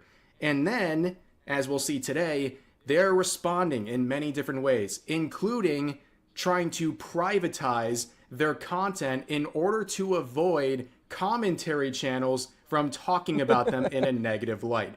As you can see by the video you're watching, that's not going very well. But in addition to that, we're going to see iDubbbz in his stunning... Hey, YouTube chatter. My Minecraft is JQV. I'm a police officer. Don't try and scam and cheat. Populin Ko like and I don't understand that, but hello there, YouTube chatter. We're going through some iDubbbz cringe currently. Political commentary begin to justify violence against people for having different opinions than you. Yeah, shiver me timbers. Everybody's afraid of this guy. But on top of that, he's now challenging Asmongold to a physical fight, among many other comments where they're also trying to unmask commentary channels and calling them... He's trying to get Asmongold to fight him? That does not add up whatsoever because when the creator clash was happening and he had a trainer for the boxing that was being done, I'm pretty sure he kind of flopped on the training. I don't think iDubbbz can fight properly. I think he's too much of a Soylent enjoyer to be able to fight like that. basically cowards and ugly for not wanting to share their full legal name and face online. Interesting stuff. But let's get into it, guys. We all know iDubbbz and his YouTube channel have really fallen off. He's just losing subs every day. His last upload was over 2 months ago, and the performance of them has gone way. Yeah, 6.9 million subscribers, and 4 months ago, only 514,000 views. 2 months ago, 186K. Yeah, fallen right off. I would honestly say, if iDubbbz would go back to his original content and just kind of pivot off from all this weird BS, that he should be doing pretty good. I think he would actually have at least some sort of a viewership from that, but I doubt he would. I doubt he will. Down. That's not really too surprising given his pivot into a more empathetic man who cares about basically being the white Hassan Pike. It's not empathy that we want to keep on saying. It's compassion. You're supposed to be compassionate. It's not empathy. This empathy thing is stupid. It's supposed to be compassion and being compassionate. As people have dubbed him. But what he's been really focusing on is his Twitch streams, and they are painful to watch. Basically, iDubbbz just sitting here making the most brain-dead and hypocritical takes while his wife, Anissa, comes in every couple of minutes and says something just as delusional or stupid, and that's gotten them into a lot of trouble. This is the clip I was referring to. Anissa and iDubbbz are definitely the delusional duo. to earlier, or about a week ago. They were watching 90 Day Fiancé, and the man in this episode is from Iran, and he's talking about all of the danger that exists with speaking out against the regime, threats that might be against him or his family. And what did the empathetic duo here do? They mocked him and basically said they know more about his country than he does. People singing and dancing like on the street, it just feels weird because if you do that in Iran, like they can arrest you. Did you know that? They will. Like this, like It's a little eye rolly, like why are you presenting it like it feels like he's fucking paid to do propaganda for the U.S. Yeah. Like the U.S. Like. So this is so strange to me because I'm seeing everyone having such a good time here, being so free and laughing. But in Iran, you would be arrested on the spot for having any sort of joy. If you were ever feeling joy, they would arrest you in Tehran, Iran. Again, like it's just people are yeah, it's a little over the top. Yeah, sorry, Iranians. Before you speak out against your regime, have you considered talking to Ian and Anissa to basically get the clearance on whether or not what you're going to say is American propaganda? Absolutely ridiculous. The mocking tones, the sniveling narcissism, this just works once again. The people who are so anti-racist say some of the most out-of-pocket racist stuff you will ever see. In fact, since the last time we talked about this, the wife, Stevie, the person who was married to the Iranian man in that 90 Day Fiancé episode, has spoken out and even put a clown emoji over them. But oh my gosh, this is so poetic. Let's go. Basically, she's challenging them to really try to understand where they're coming from and really that they should feel shame for mocking both her and her husband over something they don't even understand in the first place. But of course, things would get even worse. Iranian former fans of iDubbbz showing their displeasure of what they've been saying live on Twitch. But on that same subreddit where I've gotten a couple of these posts, there's a lot more going on, and maybe it kind of slid under the radar for a second because of this decision right here. iDubbbz is now privating all of his Twitch VODs in order to avoid commentary channels from reacting to it. May I ask why the VODs aren't getting published? Is it because Pedro's being goofy? No, nada. So what you will notice going forward is that the VODs will be available, but only to subscribers. So I only published one of the VODs. So if VODs are only available to subscribers, realistically speaking, for everybody that does YouTube and is making money from YouTube, Whoop-de-doo. I need to spend $4.99 a month to make thousands of dollars. Um, I think that's what they'll do. They'll just give you $4.99 a month and then make 10 grand off your back. Because you're just so blindingly stupid, iDubbbz. To test it, so you're only gonna have access to the one where me and Anissa were watching 90 Day Fiance. So I will publish the rest of them for subscribers, like, I don't know, when I get off stream. This is a bad idea on multiple levels because you're basically alerting people that they need to get the clips as soon as they happen. And also, there are plenty of clip channels and subreddits that are now fully dedicated to basically catalog. I mean, all the lolcow stuff that I watched, not past tense, like Tofiachu. She only streams to TikTok. But somehow all of her TikTok streams that are worth anything get posted to YouTube by clipping channels, by archive channels. Same thing with Cyrax. Cyrax doesn't have a YouTube or a Twitch channel. He gets banned once YouTube figures out who he is. On Twitch, he's just been banned.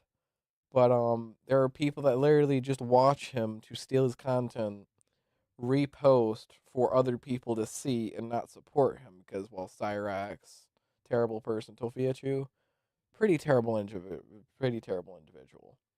Not publishing your VODs does nothing when you can just have somebody, watching your stream, recording said stream as it's being streamed. And then, once you don't publish the video, they just, have that recorded video they could post wherever or spend however long clipping. There's nothing you can do about that. Not publishing a VOD, you're alerting people that you're not publishing a VOD. So people are going to just record it. You're just admitting your guilt. You're admitting the fact that you did something wrong by doing this. There's got to be something wrong inside of his skull. There just has to be. Logging these lolcow moments from iDubbbz. In fact, a lot of them are monetizing it too. So I'm sure if they really wanted to, they would just get a tier 1 sub or maybe lob a prime or something so they could get access to all of these VODs that are going to be private now. It makes absolutely no sense. It's not going to stop any of this. In fact, it shows a level of insecurity that people are now picking up on even more because they don't want to be made a viral clip out of or be made fun of or farm for content. And people see through it. What a thin-skinned little coward. He and Anissa love giving the smoke, but they absolutely cannot deal with the return fire. 2026 will simply They're allergic to the not be return his fire. year. This guy is effing allergic to any career growth. He realizes clippers are going to get this stuff regardless. Right? Let the Voshian Fortress arc begin. Amazing stuff. But of course, iDubbbz has continued sharing his truly stunning political commentary.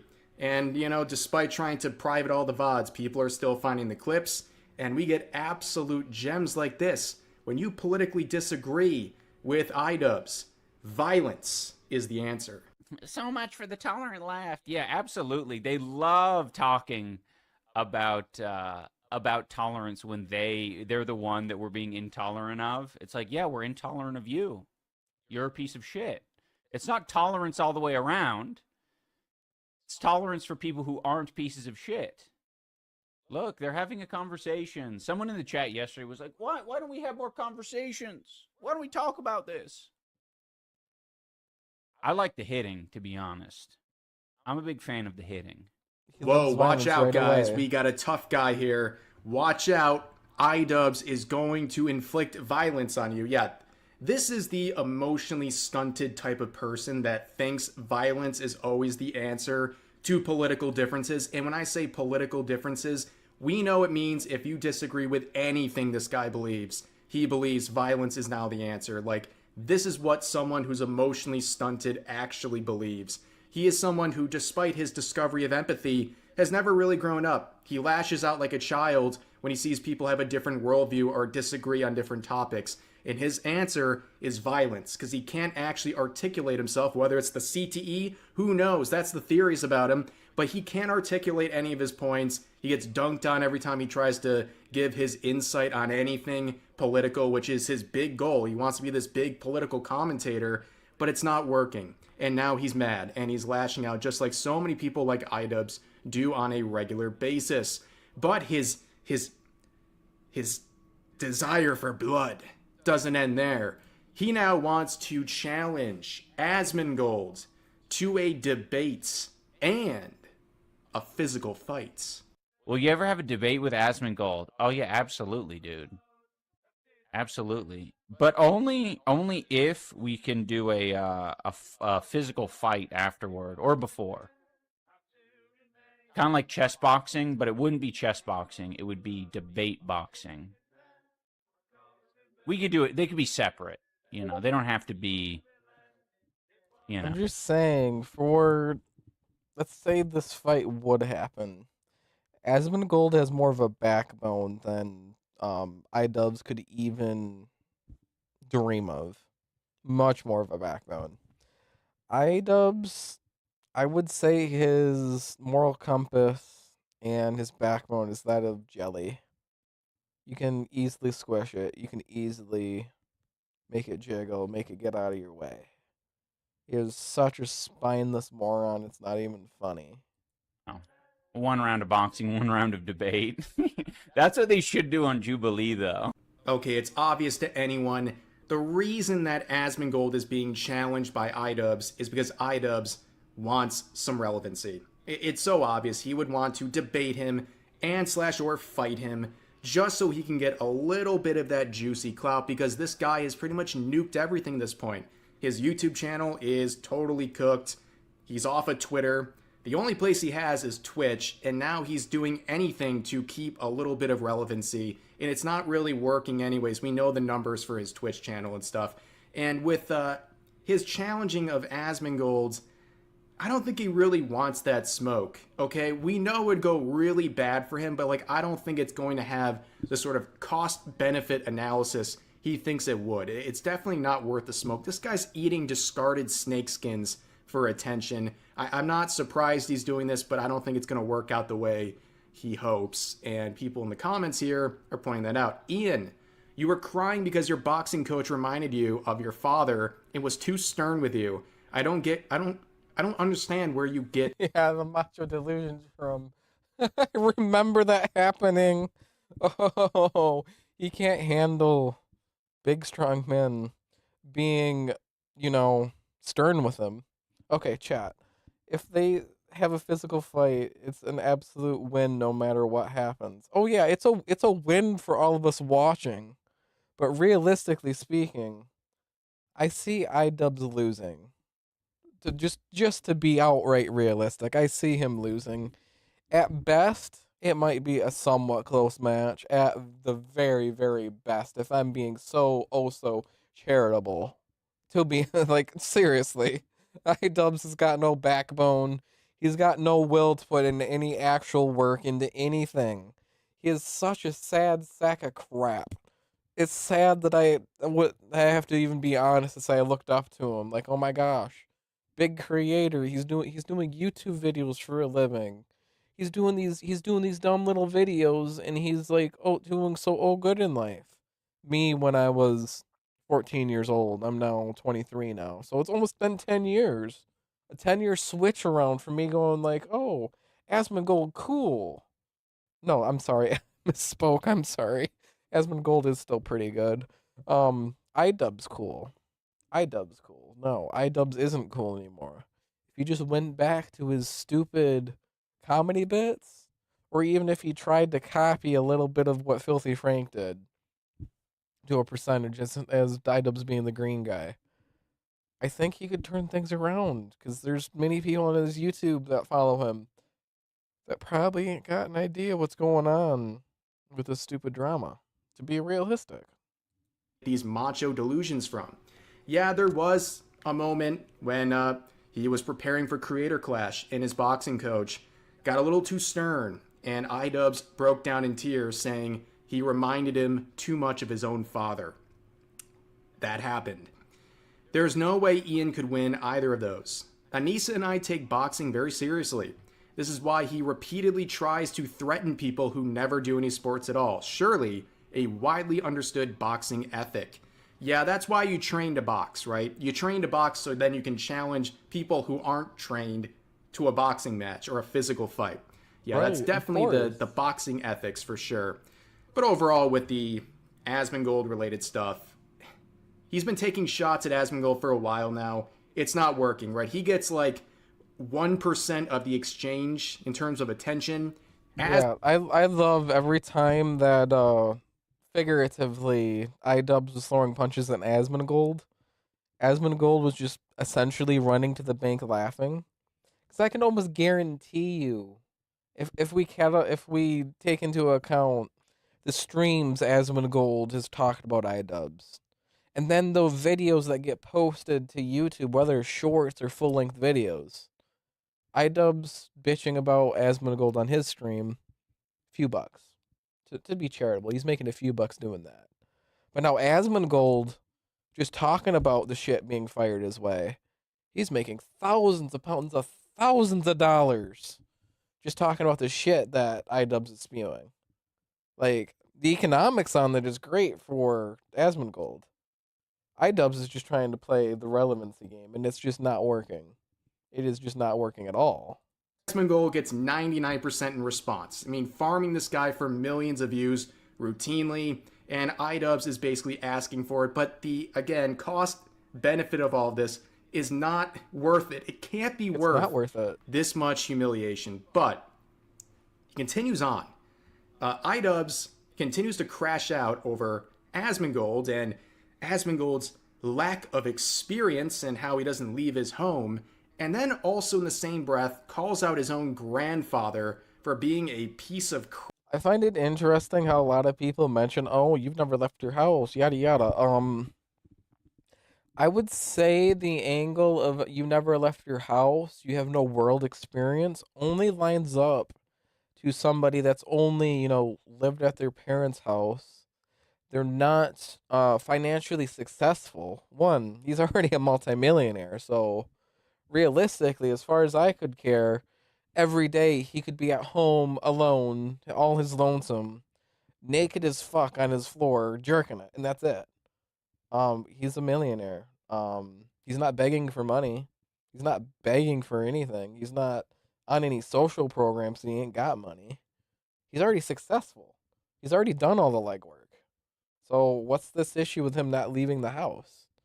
I mean, sure, he's not meeting people, but he's already rich. He's already got his life is already set. He could stop. Asmongold could stop everything he's doing right now, and he could live a normal life without any worry. If we're being realistic here. Crap. And we will work with. What pisses me off though so much is like, I get it. I really get it when I hear like, I don't know, my fucking extremely white grandfather making some excuses for law enforcement. I'm like, yeah, you're a piece of shit. I get it. You've been conservative your whole life. Things are progressing, and you think everyone else, the youth is fucked up and we're going in a wrong direction or whatever. Like, I can kind of bridge that gap. Again, this is where I see iDubbbz being stupid, because if we just take a step back figuratively and look at society since, let's just say since TikTok was a thing, all these TikTok challenges people are doing, whether we start at the most safest of them, the devious licks when they were stealing stuff from schools. Yeah, stealing stuff from schools as a TikTok challenge. Or the egg crate challenge, which realistically, that's a life-threatening challenge. The Tide Pods thing. Yeah, as an old dude, I can understand his opinion. Yeah, what is this generation coming down to? They're doing this stupid, life-threatening stuff, and they're stealing things for a challenge? Huh? Yeah, and then this old dude that didn't grow up with OnlyFans being a thing just seeing these young women just turning 18 and now they're becoming a sex worker right away. Yeah, logically speaking, of course, yeah. And then when we see, law enforcement dealing with criminals, it doesn't matter if they got a family. It doesn't matter what they got. They committed a crime. These people have effed around and now they're finding out. Um, at what point in time is that a bad thing that, a police officer's there, um, starting the process on the punishment for the crime they committed? That's bad? Like, where's this logic coming from? And also, like, he has no voice. Like, he's just complaining to his friends and family. But when I hear these creatures online with big platforms that literally do not leave their house, like Asmongold does not leave his house. He is a fucking trash heap. Okay, really, back on the leaving house thing. He's already made millions from the internet, so he doesn't need to go to work. He's got millions of dollars, so he doesn't necessarily need to go shopping for himself, which realistically, he's probably saving money by, let's just say going to not Uber Eats, but whatever let's say the Walmart shopping app. Okay, I'm gonna get this, and this. You're not walking through a store and be like, ooh, that sounds good. I'm gonna get that. I'm gonna get that. I'm gonna get all this extra bullshit. So he can already afford to have somebody else shop for him. That's all good and fine. The club scene, well, he might not be in the clubs, so okay, not gonna go out nightlife. There are bowling alleys, there are movie theaters, but all of us on the internet, we already know where to get the movies before they're released on DVD or available on streaming services. So, I'm missing where not leaving the house is a big, huge issue. I'm pretty sure I'm pretty sure that's true, but again, I'm pretty sure he had people with him at the time. I'm not sure if he lived with his father.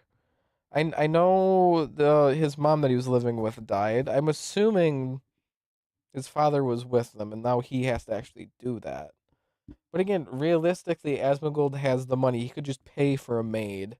He could pay for somebody to do that.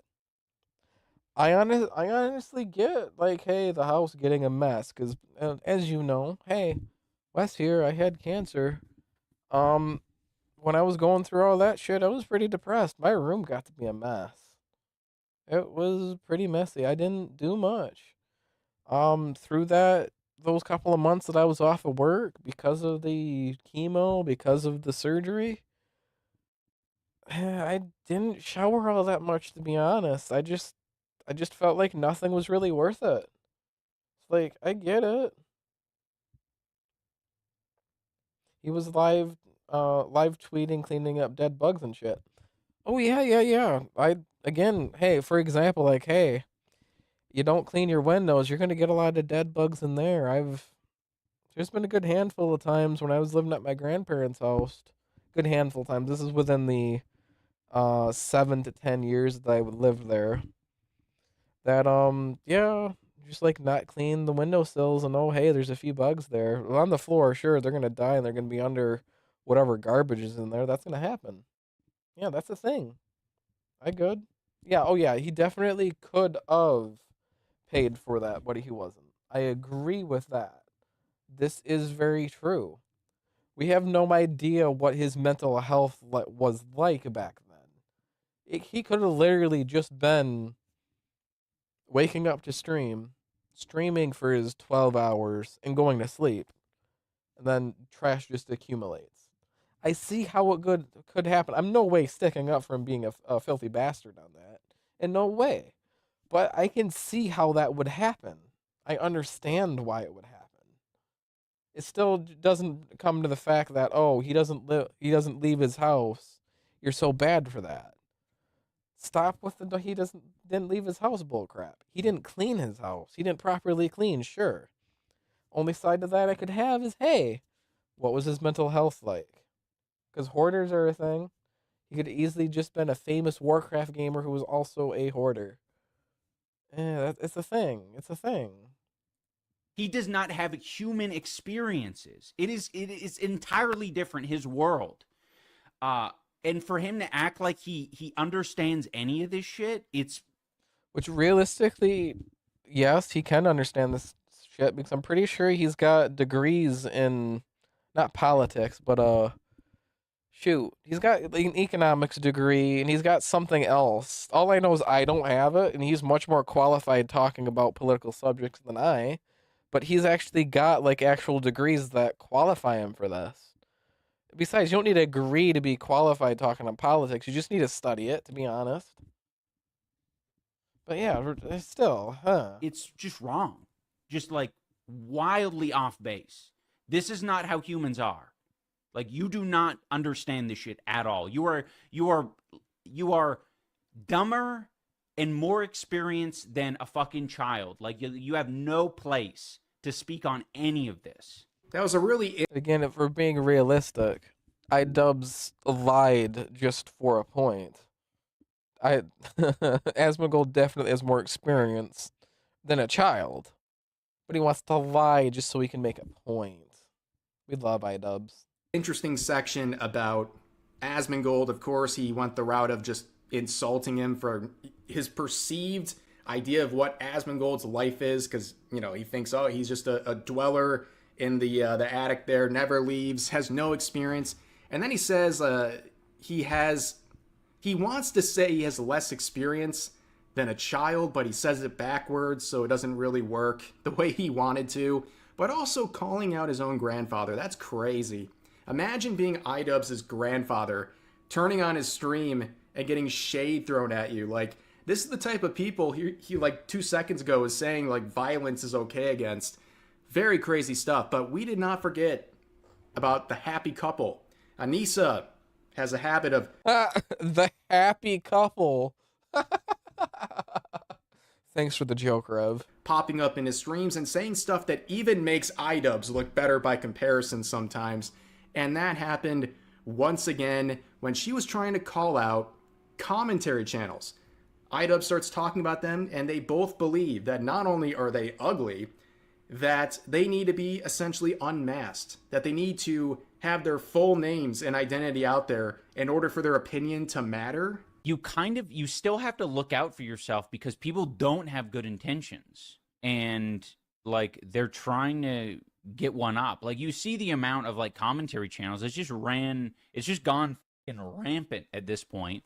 And there's people covering all different niches, and they have nothing to lose, basically. So they're... All the shit Ethan is saying, though, applies to him as well. I don't really follow Ethan all that much. I have not followed HCH in years. I just know there's drama with him, and I haven't really dived into that rabbit hole. As far as I know, people are mad at Ethan H3 currently just because he's a Jew and his wife served in the IDF, which is legally required when you are a citizen of said country, to my knowledge. So yeah, that's all to my knowledge. I don't. Sorry, not Ethan. Ethan iDubbbz. They all well, yeah, it's the same thing. It's to me, they're all in a bubble of a circle jerk of throwing stones at each other in my head, to be honest. Because realistically, if one of them stops bitching at the other, then that venture falls apart. There's no money generation there. So if iDubbbz stops bitching about Asmongold not going to talk about iDubbbz unless if iDubbbz does something stupid. And then that generic circle jerk dies. So then it's not iDubbbz versus Asmongold, it's just Asmongold versus Hassan. And while Hassan versus Asmongold isn't going to die because they're two of the largest political streamers, and Hassan is just a pile of shit. They are like the tabloids. And they're all disgusting and fucking ugly as shit. That too. Oh yeah, I do agree. They all have this interpersonal shit of calling the kettle black while doing the same shit but targeting a different audience. To be like, don't you agree with my fellow insert argument here? Oh yeah, yeah, yeah. I know Asmongold has done that in targeting Hassan's audience, which I agree because I'm not sure if you saw that clip that a previous female Hassan fan said about Hassan's audience being totally rabid as fucking attacking her. Like I see that. I see Hassan attacking Asmongold a lot. I see Asmongold talking about very valid things that Hassan has done. So that's just valid point versus bullshit coming back. iDubbbz has been, as far as I know, pretty stupid since 2019. So anybody talking about him, I would assume is at least 98% valid in what they say. I can only see the pot calling the kettle black shit is iDubbbz doing that. Hassan doing that a lot. I haven't seen that pattern from Asmon yet.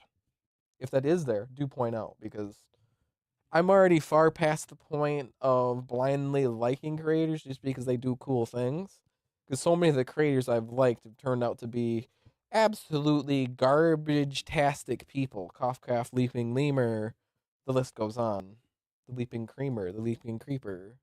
They just send it because it's like a lot of them are anonymous. So not only do they have nothing to not only do they have nothing to lose, but they're also anonymous. So it's like it can't do like nothing can happen. So if you convince a bunch of people online that like someone has bad vibes or they suck in some way, or even if you bring up because it was what Drama Alert was doing back in the day, right? It's the same.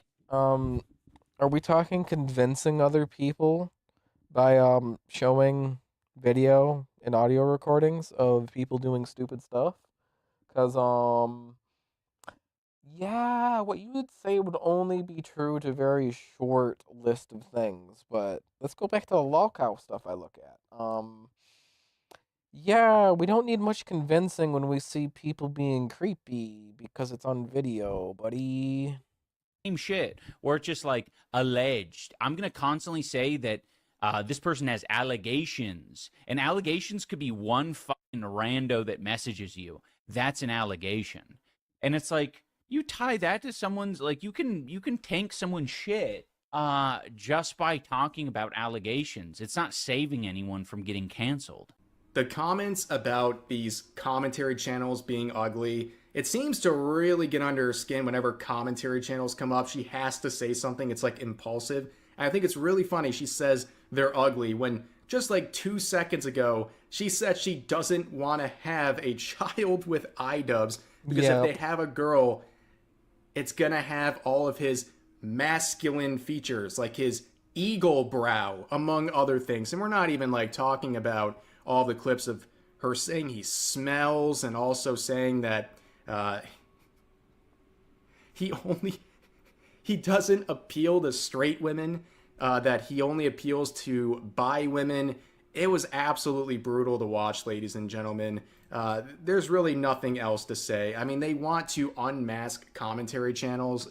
But yeah, moving on. Yeah, TLDR, iDubbbz very much pot calling the kettle black consistently, very much a hypocrite, very disgusting person for discrediting Iranian experiences with how the government treats their people. And yeah, he should have just kept and stayed in his lane. Let's go back to like 2019. If he stayed back in his lane, he would have been perfectly fine, in my opinion. He just decided to absolutely boil his career off. I find it incredibly sad, but that's just how things went. That's how the cookie crumbled. iDubbbz, in my opinion, right as of right now, is a full blown lolcow. A full blown lolcow. No, enough said on that. Here. So it must We won't be doing that one, not Rev.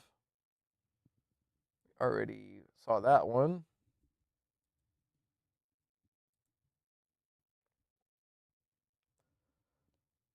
Yes, what I've been alluding to.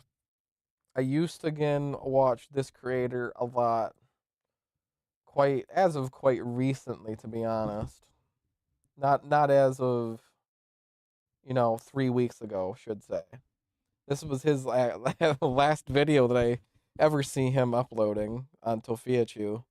But yeah, he preemptively made a video night of the truth coming out, the allegations coming out about him, preemptively apologizing for it. I was already like firing off like, hey, there's something wrong with this. This doesn't seem right. Cause I'm not gonna go to my YouTube studio there. Right away, alarm bells were going off in my head. I made a video about how he's gonna be the leaping lol cow. It's on my YouTube channel. It's in a YouTube short.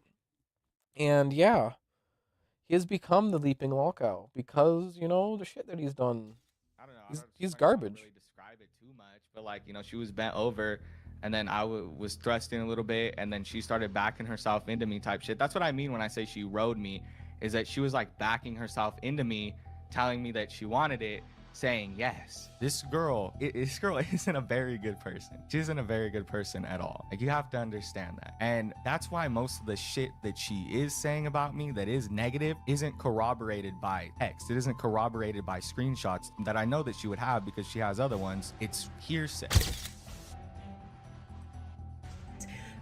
Lemur is not a reliable source or person. There are two types of people on the internet, the lol cows and the people who make a living milking them. It's very rare for people in the second category to become the very thing they ridiculed all the time. But the leaping lemur went against all odds and became a lol cow himself. Gilberto Cardona, known infamously as the leaping lemur, is a painfully uncharismatic YouTuber whose entire channel revolved around mocking internet degenerates, only for him to become something far worse than the people he laughed at. Wow, I need a minute to think about this. Thanks to his fall to degeneracy, he lost over 20,000 of his 70,000 subscribers. The leaping lemur became radioactive. Let's go back there real quick.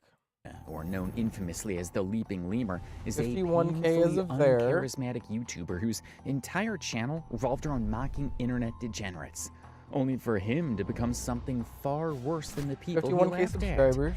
Wow, I need a minute to think about. Focused a lot of core accusations. 55K there. He was at 70. He's at 50.2 now. Hey, let's go. Against Lemur. In an interview, Lily alleged that Lemur gave her alcohol while she was 19, despite being under the legal drinking age. And guess what? Lemur's 21 years old. You are not innocent. You gave me alcohol. I drank the alcohol, but you made it to a point where we were drinking every day for 3 days straight.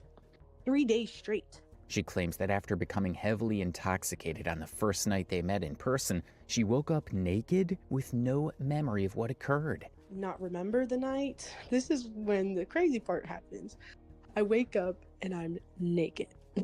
Okay. Mind you, I don't know why I am, but me as a person, I respect myself enough to know that I shouldn't be on the first night. You know what I mean? Like Nick on the first night. Lemur later went on live streams describing sexual acts in graphic detail, and Lily says she doesn't remember consenting to or participating in it. Screenshots allegedly show Lemur threatening to kill her if she cheated. On my life, this is the kind of shit that would get you killed. But I swear if you called me on some F shit with another dude, bro, I'm blasting y'all. And that's not all. Lemur allegedly trash-talked his own friends who happened to be thriving YouTubers Major Chilla, Antimatter Morty, Bloodspeth, and Kiwi Tapes. And as if being a bad friend wasn't enough, Lemur... By the way, all those channels are absolutely awesome. I recommend you check them all out. Awesome creators. I've pretty much enjoyed every video they've put out. Peak, to be honest. So much better than Lemur. Also insults his viewers, calling them stupid and cringe, despite relying on them for income. Also, Lemur allegedly displayed an interest in incest, only to later dismiss it as a joke. But that's the thing, like the text message. Yeah, no. In his text messages, and as much as that was mentioned, I'm pretty sure he's actually into it, and not it being a joke. It's it's so weird. It's so weird, dude. It just didn't show that I watch incest porn or that I like incest porn. It was me saying like, what would you do if I called you step bro? Yeah, well, it was you're a being joke. coy. And the funny part, Lemur mocked overweight lolcows like Tofia Chu and Nova Online while weighing between 250 to 300 pounds himself. This entire saga becomes very Yeah, he is the basically the same size as Nova, making fun of Nova. Tofia is bigger, but he's still in the same weight class. I don't I know either way pulling that type of stuff is on the bad side of things, but again, pot calling the kettle black. It's not something that I see as right. At least like if you're like, "Oh, you're unhealthy. You should be healthy." You should like actually be healthy yourself and not, the same dichotomy of the pot calling and kettle black. Give me a moment, guys.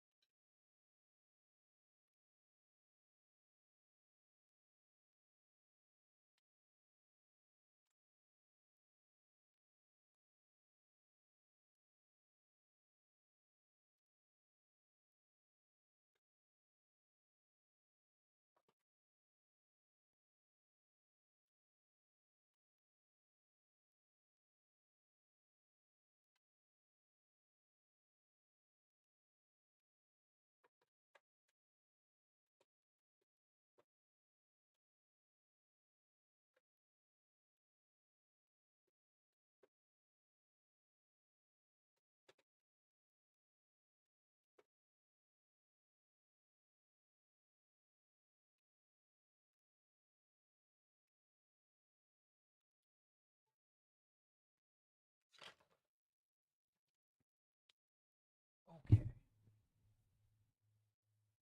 Cancel.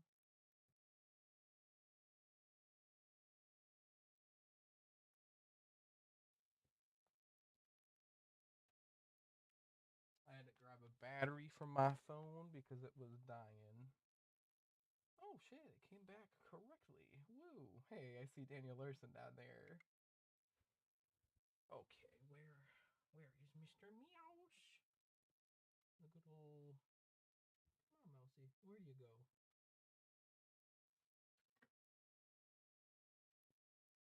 Did I sit on it? No, I dropped it.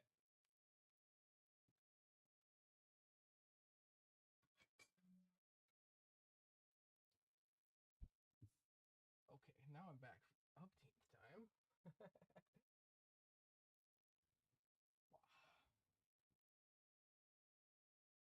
There we go. Sorry about the technical difficulties. And now Kiwi Farms has a thread about him, a full thread with his real name and archived screenshots. And despite the amount of evidence stacked against him, Lemur swore that it was all a lie. So I don't understand why she would just lie about something so big. I don't know. Everybody else, like everything that's come out right now it's all a bunch of bullshit. He claimed that Lily wasn't a good person. So I'm telling you right now, this girl isn't a very good person. She isn't a very good person at all. Like, you have to understand that. And that's why most of the shit that she is saying about me that is negative isn't corroborated by text. It isn't corroborated by screenshots that I know that she would have because she has other ones. It's hearsay. He claimed that she bit him, when truly it was because she hated the way he kept touching her. So she started hitting me. I'm not lying to you. Dead ass. I'll look you dead in the eye and tell me. Girl started socking me, like hitting me. She hit me in the jaw. She hit me in the mouth, and she bit my arm. I only said that honestly, to me, that does not look like a bite by somebody. Well, that's not him. said sorry. Do you know why I said sorry? Because I was sorry for putting my hands on you. That's why I'm sorry. But you have put your hands on me when that situation happened. Okay, do not act like you're innocent, because you are not. Lemur, the screenshots prove otherwise, and the internet isn't dumb. He can say that it didn't happen, but Lily had way more evidence to prove her story. The plot thickens in more ways than you can imagine. The leaping lemur Leaping himself into a deeper hole is so such a great analogy. Oh my gosh, I love it. built his entire brand around embarrassing That's people, such a only great to outdo analogy. every single one of them. Wow. His case is a particular kind of fall from grace that hits differently on the internet. It's not cute like celebrities caught in a scandal or politicians with skeletons in their closet. It's sick because it's a story about the making of a new lol cow. And I feel like a massive piece of shit because I chose to believe him because he was my friend over this girl who had a bunch of evidence. Who is the leaping lemur? What did he do to his Oh, I don't know ex-girlfriend? that lady. And how did he become the latest lol cow in You know what? 2025? Keep watching to find out. Now let's start from the very moment when the leaping Bro is rotund as heck. He is so rotund. lemur was publicly transformed into the leaping lol cow. It was December 19th, Leaping lol 2025. cow. Lily asked to be invited to the Kiwi Farms forum because she had information about the leaping lemur. She was once a fan of his before she became his girlfriend. The pair had been dating online for 3 months until their breakup, just 6 days after their first meeting in December 2025. Whatever happened in that hotel room was catastrophic enough to end a months-long relationship within a week of the couple finally being together physically, and Lily didn't stay silent. Now, for those who don't know, Kiwi Farms is a forum dedicated to discussing a lot of controversial and cringe internet personalities. Members of the forum are not the friendliest people to deal with. They attack lolcows in many categories. Files, rapists, racists, you name it. So when Lily mentioned the leaping lemur's name on this forum, it wasn't a good sign. A user named Osama bin Laden worked tirelessly to get Lily on board the forum. And after Lily joined Kiwi Farms, Lemur's story began to spread, and the forum was shocked to learn a shocking detail. Lily was allegedly sexually assaulted. In an interview with Osama bin Laden and a YouTuber named Tarman, Lily explained that she had met up with Lemur for the first time on December 13th, 2025. They had been dating for 3 months since October. It was meant to be a weekend getaway. A weird tidbit, I don't know if that'll get into this video, but in this 3-month relationship, he got attached so grossly quick. And honestly, he was acting like how a needy girl would act. Not, how a normal dude would act. He acted so needy as frick. I'm going to say those words instead of the other word. However, things quickly went sour. According to Lily's account, that first night involved heavy drinking. After leaving the airport, they stopped by the ABC store to get some drinks. Mind you, Lemur was the one who made this offer. Lemur had been eager to drink with Lily way before their meeting. Unfortunately, this was an awful arrangement, considering that Lily's 19 years old and is technically underage for drinking in the United States. Lily admitted that she's a drinker, no doubt. Like, I'm not gonna sit here and lie. I do drink. But it's an entirely different case when a 21-year-old Lemur with a growing YouTube. Honestly, even though it's illegal for people that age to have alcohol, I find it very different with a 19-year-old getting, Mike's Hard Lemonade, that type of drink, and then drinking underage versus a 21-year-old giving them hard alcohol and drinking multiple days in a row. Drinking is drinking, but once you've drinking before, you understand that there's different alcohol, there's different strengths. Mike's Hard Lemonade, I'm pretty sure it's 3-5% hard alcohol, starts at 40, and having a 19-year-old girl drink hard alcohol 3 days in a row, excuse me? I'm not going to say excuse me, good sir. I was about to say that. You're not a good sir. That is for sure.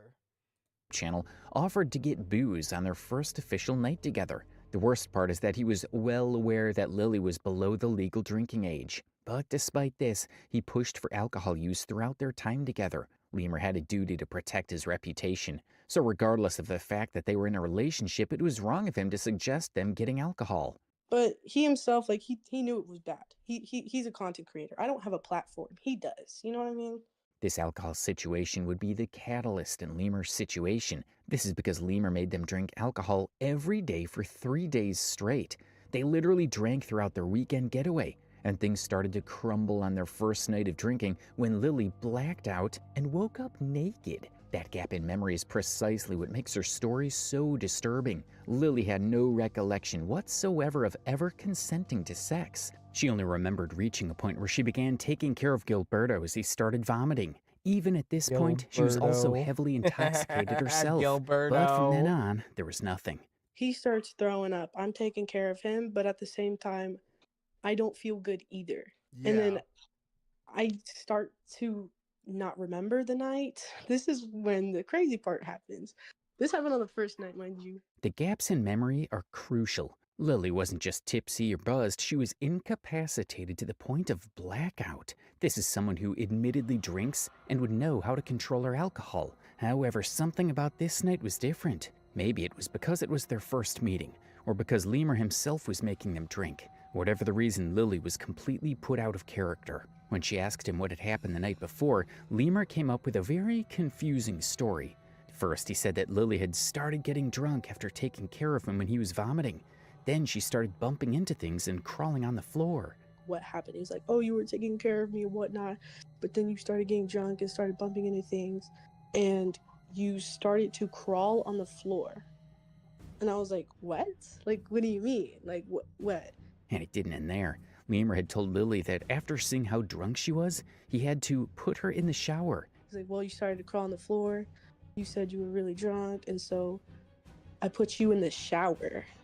He says he put me in the shower. This explanation was Lemur's way of justifying how and why Lily had woken up naked on their first night after being completely wasted. However, nothing about this situation sounds morally right. In fact, nothing about it seems truthful, to be honest. He had stated that Lily was crawling on the floor and somehow she had also wet herself on the bed. This essentially means that she peed on the bed, and Lemur told her that this was when he took her to the shower. Kind of wet yourself. And I was like, what do you mean? Like, he was like, well, we were on the bed and you kind of wet yourself. I was like, what? And he's like, yeah, so you said you wanted a shower. And I was like, okay.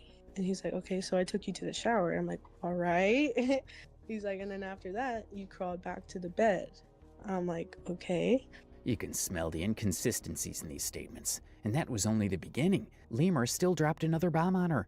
Lemur told Lily that she rode him on the bed. Now, this is the first time I'm mentioning this. This does happen, and I hope that if he does say something, he can clarify this. But yes, he says he put me in the shower. Okay, so hang on. Let me clarify. Okay, so let me clarify just so I understand. His logic to you waking up naked is that you were really fucked up. Ad break. Oh no. For those of you on YouTube, it'd be really cool if you subscribe to me on my WeswesO YouTube channel. You're seeing me on WeswesO Live. For those of you seeing this on my VTubing channel, WeswesO VT, yeah, all you guys subscribe to me there. That'd be quite awesome. Please come subscribe to me on my WeswesO channel too. That would be awesome. I have more videos on there. Currently, my WeswesO VT channel only has like 4 or 5 videos. These videos will be going onto there because, hey, I'm not in VR right now. We have 10 more seconds left in the ad break. So, like, hey, I have a Twitch channel for those of you somehow don't know. Come to me on Twitch. I also have a Facebook page, WeswesO. And, yeah, ad break is over. Up, you were drunk, and you know, I don't know. He wanted to like sober you up to for whatever reason, so he drug you to the shower. Now, yes. Okay. I have a second question. Did you guys fucking kiss or do anything sexual before this happened? I remember he tried to kiss me, and I just felt like I had to, just cause like he's here, and I'm just like, okay, like a kiss is not really anything to me. Like, sorry, but it's like, I don't know, like. Okay, so this would be the first time that he like saw you naked is whenever you're passed out drunk and he like dragged you to the shower. Yes, and I didn't even know this happened. Like when he told me, I'm in shock. Like I'm in shock. Like I'm like what? Like what? Like crawling? Like what do you mean? And he's like, yeah, like you kind of, and like I'm gonna be honest. He was like, you kind of wet yourself. I don't know where he got that I quote unquote rode him. First of all, waking up naked with no memory of how you got that way is every person. Again, he gave her tons of alcohol. Her being 19, underage for drinking alcohol, by the way. And she woke up naked, not knowing what happened. Person's nightmare, particularly when you're in an unfamiliar location with someone who had been pushing for physical intimacy. And secondly, the revelation that Lily rode him on the bed was a shock to her. This is because she didn't find him attractive at all. You may be wondering, how come? I mean, well, I get from it. the moment she set her eyes on him for the first time, Lily had maintained a mental list of turn-offs. She expressed that she didn't like the way Lemur walked. I'm not gonna lie, he was really like I'm gonna say it again, he walked weird. And she also found him to be extremely stinky. In her words, Lemur smelled like cheese and mildew. And it smelled, like, I'm going to describe it, but like, it's like if a fat person doesn't clean in between their like rolls, and like it just smells like cheese and mildew. Like, that's all I can really say. That's all I can say. And she claimed that he smelled so bad that she had to cover her nose when she laid beside him on the bed. Like, I was next to him in bed, and like I had to cover my nose with my t-shirt and not look at him. And I was like holding my breath and kind of gagging to the point where it was like that. If he had any decency at all, like, you're meeting somebody, you're gonna be in bed with them like the first night with them. He could have at least took a shower, you know, maybe a little bit of cologne on since it's the first night. The first night's like, this is your first impressions. I would assume, I know I'm assuming things, but I would assume you would want the best first impressions. But again, that's just that's my weird idea, I guess. Before she woke up naked beside him, Lily alleged that they had only kissed once, and she only gave in to the kiss because Lemur had initiated it, and she felt like she had to reciprocate. Furthermore, according to Lily's account, they had not moved past first base or done anything remotely sexual. The height of their physical contact, as long as her memory served her right, was a hand job, and this was the moment she discovered how stinky his junk was. The most that happened was like a hand job, but I didn't like it. That's when I really smelt the stench. That's why nothing exceeded from there. So it's safe to say that Lily wasn't impressed by the guy she had been dating online for. Like, it's really sad that Lemur turned out to be a neckbeard to the fullest extent. Like, this was a neckbeard, now lolcow neckbeard, that was literally just constantly calling the kettle black. It'd be really different if he didn't do all of this crap. And he was just like a big dude. And that was like the extent of his crimes. But with everything that he's done and the fact that he's stanky all over, inside and out, mentally too, and he did all this stuff, like, wow. And this can get worse. I don't see this getting better at all. 3 months. She had cared enough to suppress her disgust by sharing a room with him, even though she found his natural scent utterly disgusting. Yet, despite everything, she woke up naked and confused, only to listen to stories about how she had ridden him and was made to shower naked. What makes this case completely disturbing and downright sick is that this was the first time Lemur saw her naked body, and she had no memory of it because she was extremely drunk. This would be the first time that he saw you naked. And isn't it a crazy idea? Like, they met on the internet. Isn't it a crazy idea not to do sexual things on the first time you guys see each other? It's just I know another crazy idea of mine, but like, just logically speaking. It is whenever you're passed out drunk and he dragged you to the shower. Yes, and I didn't even know this happened. Like, when he told me, I'm in shock. Everything Lily had done with Lemur was out of pity. First the kiss and then the other thing. Yeah. She admitted that she felt disgusted and had to do it because Lemur put her hand there. Like, it's stinky. I don't like it. It smells. He put my hand there, and I had no choice. I felt like I had no choice. Lemur was completely bold in his advances toward Lily, who at the time was his girlfriend. But here's the thing, consent is still necessary, even in relationships. If Lily was truly in the mood for it, their physical contact would have evolved after the kiss, but it didn't. And if Lemur was a gentleman, he wouldn't have allowed a girl who was more intoxicated than him to wind up naked on their first night together. Following these admissions, Lily never explicitly claimed that she had been sexually assaulted, but she did believe that someone as forward as Lemur could have touched her while she was naked and vulnerable. I'm going to say, because I was naked, I'm going to say that he probably maybe touched me, like my breast or something. Like, I'm not sure, but I'm assuming so because of the way he's acting. I agree with the Any assumption, gentleman to with be common honest. sense wouldn't have done what Lemur allegedly did. Offer a girl alcohol when she wasn't the legal age and strip her naked on the first night while she was completely wasted. The situation was upsetting. So naturally, Lily wanted to leave. But according to her, Lemur begged her to stay even when he himself could sense that she wasn't into him. And I told you many times I was uncomfortable. Many times. And I told you, let's take it step by step. I said, let's be clear. And the way that I reacted when we did stuff, you yourself told me that I acted like I wasn't even into you. And you know that.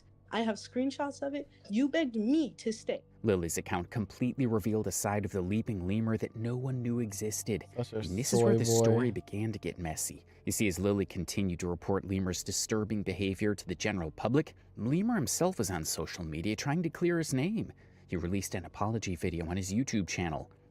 Literally, day of the allegations coming out. Like, he released it within the day, and then the night allegations came out, and then the day after, all these YouTubers were talking about it. Like, it was a preemptive apology, not even prompted yet. And he was just like, oh no, gotta do it. Which will unravel shortly. And he also granted interviews to some curious YouTubers like Tarman and Himpleton. In these interviews and clips, Lemur recounted an entirely different story about what had happened when Lily was supposedly intoxicated that fateful night. First, he said that she didn't black out. Instead, she was active and started twerking on him. She started like, you know, she started like twerking on me. You know, she was doing shit. Like she says she was blackout, and I feel like a lot of people are like, oh, she was unconscious, or she couldn't move, or she got so drunk, so drunk. Dude, she was like twerking on me. We were, you know, she was active. And here's the crazy part. Instead of avoiding detail, he went the opposite direction. Lemur provided graphic descriptions of sexual acts that he had delivered casually when the 19-year-old Lily was extremely intoxicated. He said she was bent over and he began thrusting into her. This was what he meant when he told her that she rode him that night. Now take a look at the irony of this situation. While Lily was saying, I don't remember, Lemur was saying, here's exactly what happened. Additionally, his claim that she started backing herself into him sounded like an attempt to frame the encounter as consensual, as if Lily was actively participating. But participation while being completely drunk isn't consent. It's the body moving while the mind that would say yes or no is effectively shut down.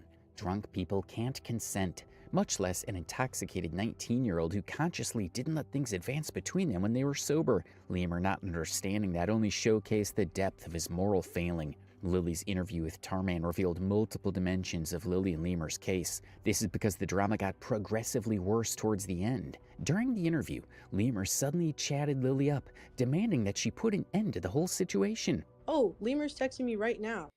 Oh no, this is the first I'm hearing about that. Oh, freaking no. He's actually texting me right now. On iMessage. Yo, what's up, Lemur? Yo, what's up, Lemur? Are you He said, watching this me? this is getting out of hand. I have so many screenshots, so many things. You know what you did. Unfortunately for Lemur, Lily didn't stop. Okay, let's read this. Ask me for blah multiple times. You could say no at any moment, Lily. And you know it. You put my hands on it and you expected me to jerk you. So I did it out of pity. Damn, that's pain, but I honestly deserved. I told many times I'm not comfortable yet. You know that. Dude. No, you are. Seriously. You sucked my dick the first day. I acted that way because I pitied you. Ask me for back shots. Did I ask you to suck my dick? Yes you did. You actually did. You wanted to fuck many times. Did you pull down my pants and started sucking my shit? Anyways, you're blocked. And you a listener, I'm assuming liar, LaFamo. You gotta stop this, bro, or I'm gonna come out with what I got too. You know you wanted sex. You touched me when I went bizarre. F you.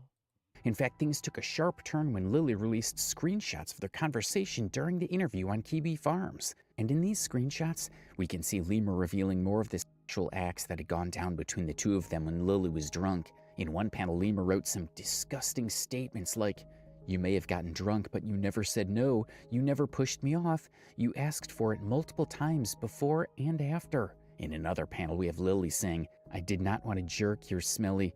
I did not F you." While Lemur responded saying, "You jerked me off and asked for back shots multiple times." Ugh. From these screenshots and earlier statements in the interview, Lemur's descriptions created the impression of someone narrating events only they remember, events that didn't count as consensual both legally and ethically. And it makes Honestly, the way he narrated those events is almost that of a 18 plus fan fiction. Like, I don't see it any other way. you wonder, why was he comfortable describing something Lily had said she doesn't remember? Was there more to this side of the story? Well, guess what? There definitely was. The full horror of that night wouldn't become clear until later, when Lemur himself provided more missing pieces, but in the worst possible way. He had more revelations in store for his audience in a horrible response video. On December 20th, 2025, Lemur uploaded a video he called "I Made a Huge Mistake" apology on his channel. In this 21-minute long video, Lemur versed out his own version of events, while also insulting Lily and calling her a bad person. Literally 4 minutes into the video, he stated that Lily isn't a good person, and all the negative things she was claiming that he did was hearsay. This girl isn't a very good person. She isn't a very good person at all. I think what tipped me off to this stuff being incredibly weird with Lemur was the fact that literally everything he was accused of, he was immediately saying was wrong, was false. Everything she said is completely wrong. Because typically there's always shreds a bit of truth in both situations, whether it's arguments, fights, what caused what. There's always truths that from both sides kinda sorta did it in, I would say, most cases. There are cases where it's just one side being an asshat and it caused everything, but realistically, him firing off just saying everything's fake right away was very, very suspicious. You have to understand that. And that's why most of the shit that she is saying about me that is negative isn't corroborated by text. It isn't corroborated by screenshots that I know that she would have because she has other ones. It's hearsay.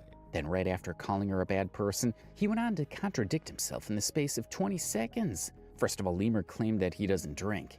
Then in the same breath, he also stated that everybody drinks, and with Lily, he drank because that's what he does. This is a girl that I don't drink. I just turned 21 not too long ago. I'm not gonna lie. I mean, everybody drinks before they turn 21, right? If you're like 19, 20, you're going to a party, you're gonna drink. So I'm drinking. I mean, that's what I do. You know what I mean? Like I chill, like I get chill when I drink, and everything's cool. Like the first couple I don't drink, but I drink, essentially. of nights were chill. And let's also remember that he was completely on board with drinking with Lily, to the point that he made them drink throughout their weekend getaway. This behavior naturally pointed at Lemur's apparent love for alcohol. Yet, in his apology video, he tried to make it look like Lily was the drinker and he only engaged in it for her sake. Then again, she's a fucking, like, she knows what she's doing, you know what I mean? She drinks more than me. Like I said, before we even got into the relationship, I didn't really drink. A lot of people know this. I don't drink on stream. She's the one who was like, hey, you should start drinking. You're 21. I drink. And from this point, Lemur revealed something completely different about Lily.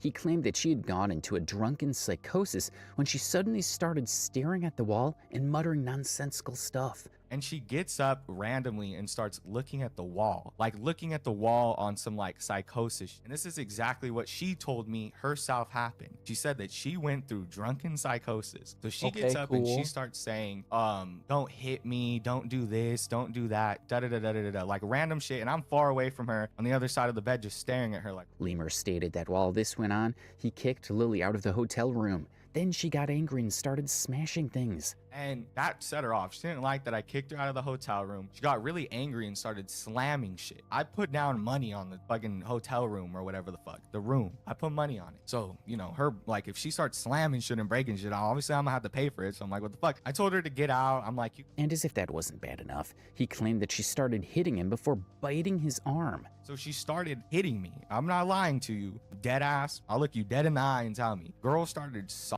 I'll look you dead in the eye and I'll tell you, well, you're just a PNG of a lemur staring straight at us completely. Yeah, you'll look us in the eye. For sure, you'll look us in the eye. Yeah. stalking me, like hitting me. She hit me in the jaw, she hit me in the mouth, and she bit my arm. In the entire video, Lemur never addressed the case of how Lily had woken up naked or the sexual acts he had performed on her while she was drunk. In fact, Lemur ultimately deflected by calling Lily an attention seeker who was exposing him just because he had been ignoring her since the breakup. She's obviously making up a lot of lies about me because I'm not giving her attention. I mean, she Welcome, told me that she wanted to R1. get back I with think me. that's I Pixel. I told her think that I'm I don't saying think your name I'm like, dude, I don't. Context for those of you joining us. This is what was the Leaping Lemur. He was a commentary channel that basically took a look at all the garbage on the internet and talked about it. Basically, the goal was to make people aware of these garbage individuals. And he ended up essaying a girl, giving this girl alcohol when she was 19. Though I say when she was, this was just barely a month ago. But her being 19, giving her tons of hard alcohol, having her drink 3 days in a row this hard alcohol. Him having sex with her and her not even remembering it for 2 on the first night of them meeting after having a 3-month online relationship. Him putting her hand on his penis and her jerking it because, well, out of pity. And yeah, he is a generic neckbeard. He is rotund. He smells like sweat and cheese, and his dick stank. It's really bad. I think I'm a good fit. But here's the problem with this statement. After the breakup, You don't even know half of it. If you would follow my YouTube channel, wink wink, WeswesO. You seem you're innocent to lol cows, so that sure will taint your innocence per se. I have some terminally innocent friends that I'm going to be tainting per se. It'll be kind of enjoyable. I recommend WeswesO on YouTube. Teehee. Lemur was the one who kept bombarding Lily with text messages. Lily posted a screen recording of their chat log, revealing Lemur's constant messaging after Lily had broken up with him.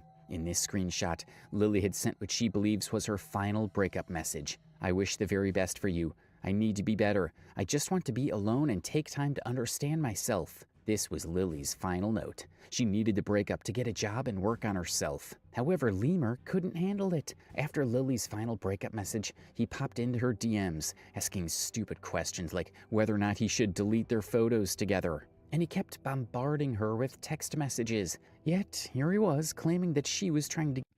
Again, the leaping creamer. She had already ended it, and he keeps on pulling her in, being like, come on, look at me, give me attention. Hello, leave her alone. Get his attention. He sent text messages like a lovesick fool. I love you. Dude, I don't think I can drop you like this. I don't want this to end. Can you please stop pushing me away? These aren't the messages of someone who is tired of the relationship and... She's pushing you away because you're disgusting. Not just your actions. Your hygiene sucks. In no way should you smell like cheese. In no way should you stank like that. Brother. No, that makes me sick. No, not brother. Just come on. What's wrong with you? Eager to move on, this was Lemur himself practically craving Lily's attention. and he had the guts to lie in his apology video that he was the one who wanted to end things.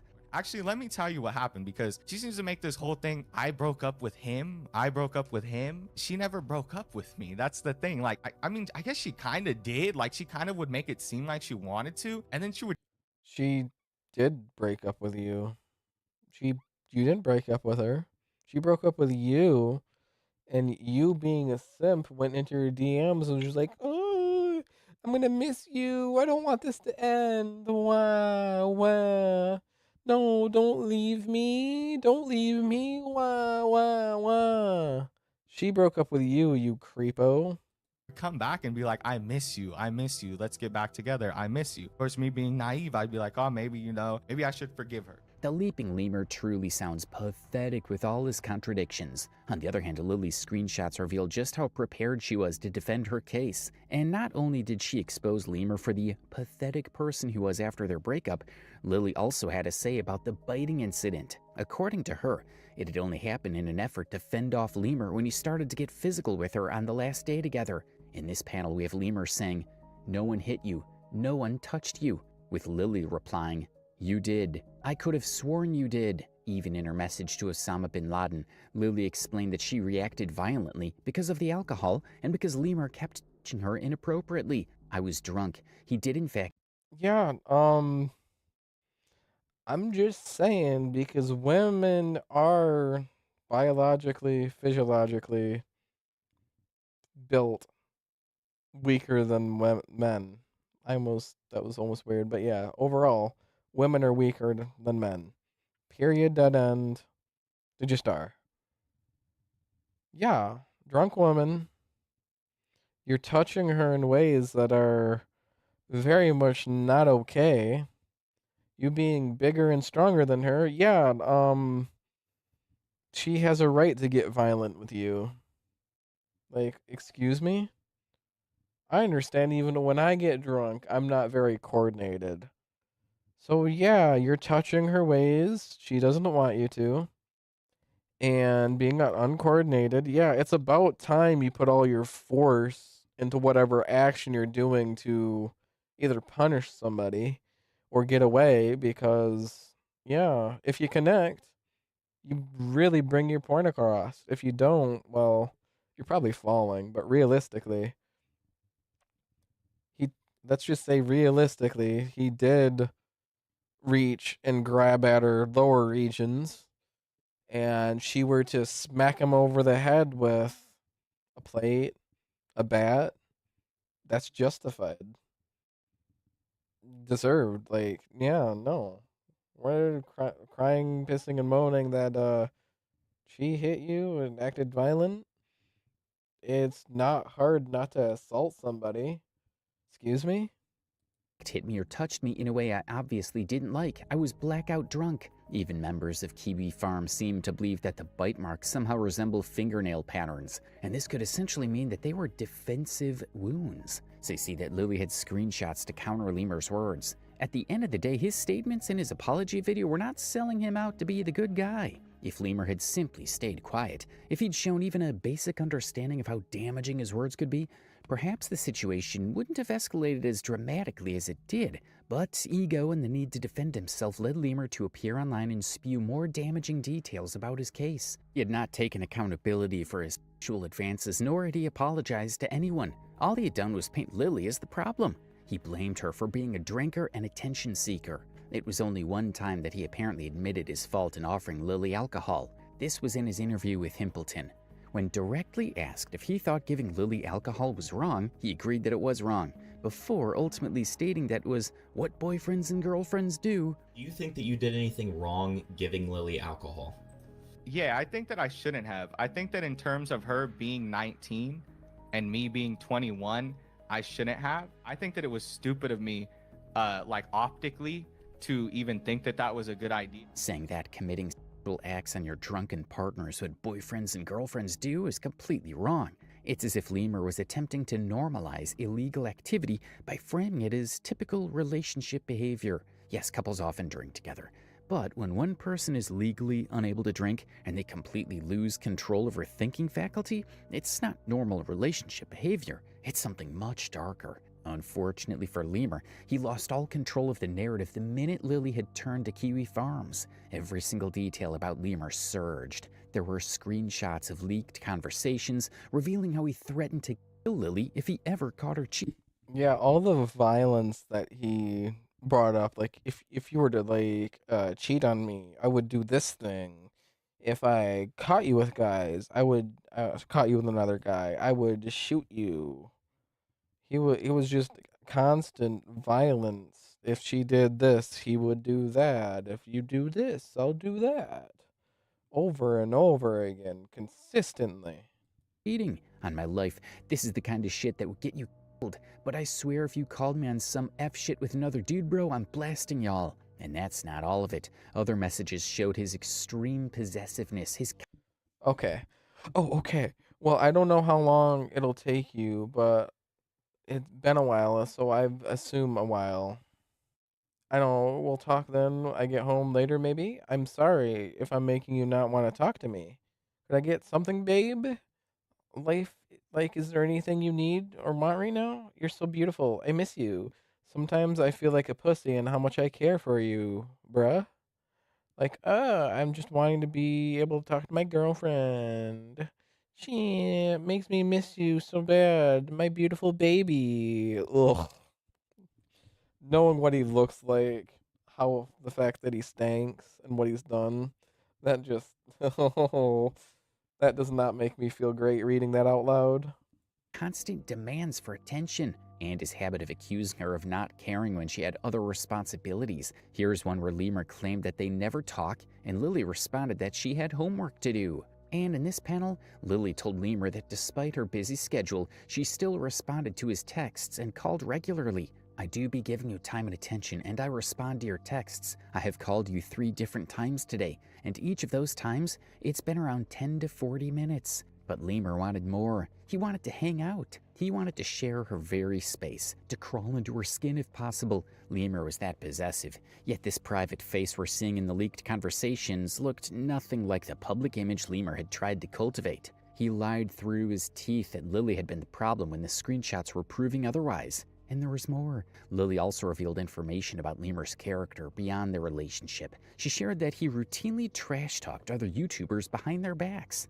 Notable names such as Major Chilla, Antimatter... That especially pissed me off because he did so much content with these YouTubers. And like these YouTubers seem to be like genuinely good people.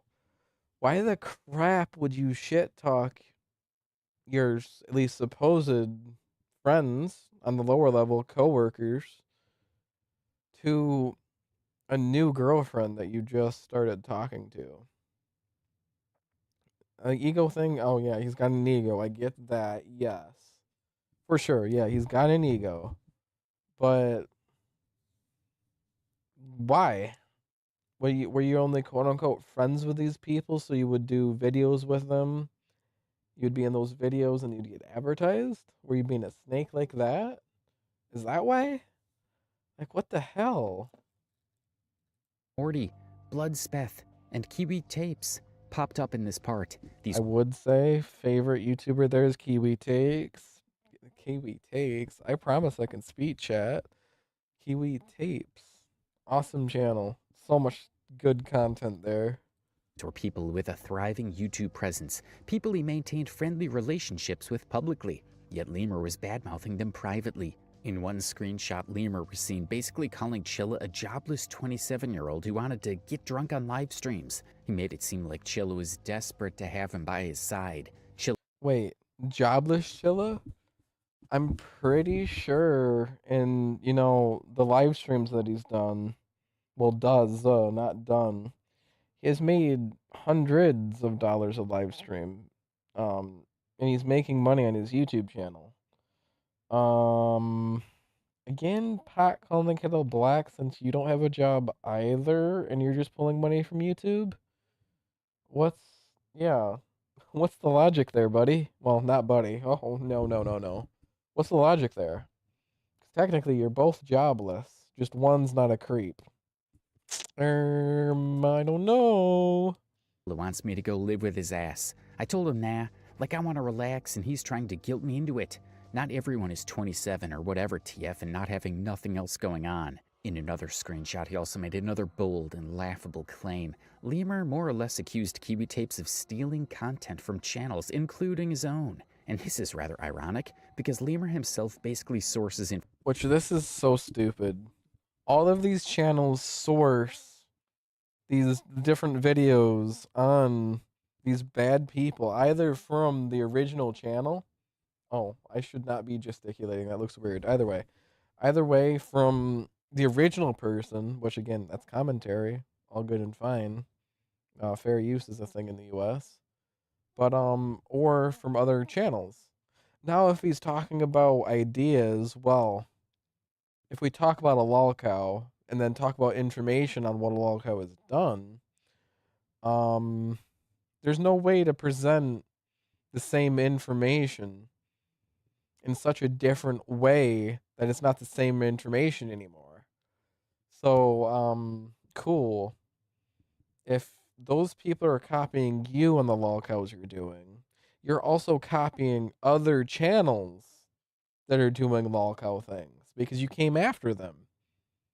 So, again, where's this logic coming from? Information from Kiwi Farms for his own videos. Even worse, he's never credited the forum for the resources he basically copied. His apparent dislike for the farm stems from the fact that the forum makes him feel insecure. Among the bombshells, it's because you belong on there.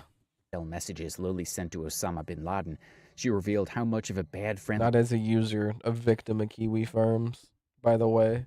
Lemur was to these YouTubers. Lemur had said, he hates Chilla, says he's a drunk, do sent like going to live with him, talks shit about antimatter Morty, says he's a sellout that Chill and him disapprove of him. Blood Depth edits his videos for $50, but was shitting on his content, DOR being performative. Literally said he didn't FW him mouth times. And the trash talking didn't end with his supposed friends. It also extended to his fans. Lily revealed that Lemur had called his own fans retarded and cringe. He literally showed contempt for the very people who made his career possible. And when he had the chance to set things right by either apologizing for his insults or even acknowledging them, Lemur did the opposite. He claimed that Lily was lying and she had just taken zoomed-in screenshots of their discussions. She took screenshots of that. She took like zoomed-in screenshots and made it seem like I was just straight talking shit about Chilla. I think I'm talking to my girlfriend. I think I'm able to vent to her, so I vented to her about it. She took a zoomed-in screenshot and made it seem like I was talking shit about just Chilla. I was just venting about my day. Lemur had his chance and he blew it. His words didn't match the screenshot evidence Lily provided. And just like that, Gilberto Cardona III, aka the Leaping Lemur, had become the newest documented lolcow in town. Well, I should have listened to the people on Kiwi Farms. When they said this girl was crazy, when they said this girl was BPD, I didn't want to believe it because I was in love with her. I thought I knew. The allegations were out and the evidence was public.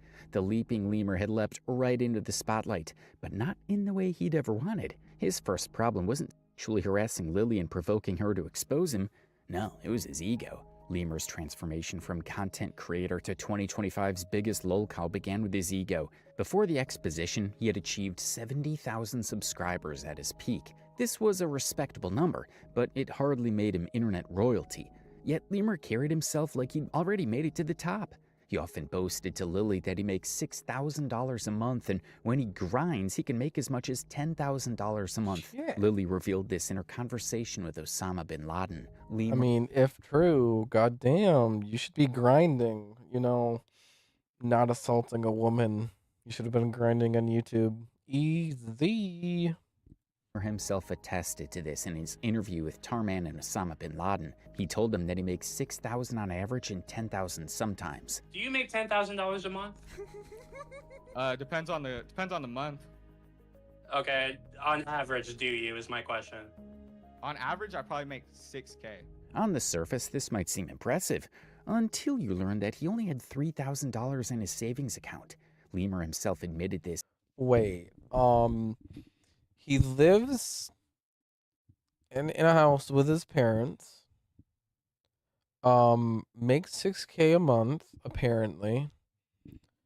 And I've been watching him at least for year and a half, 2.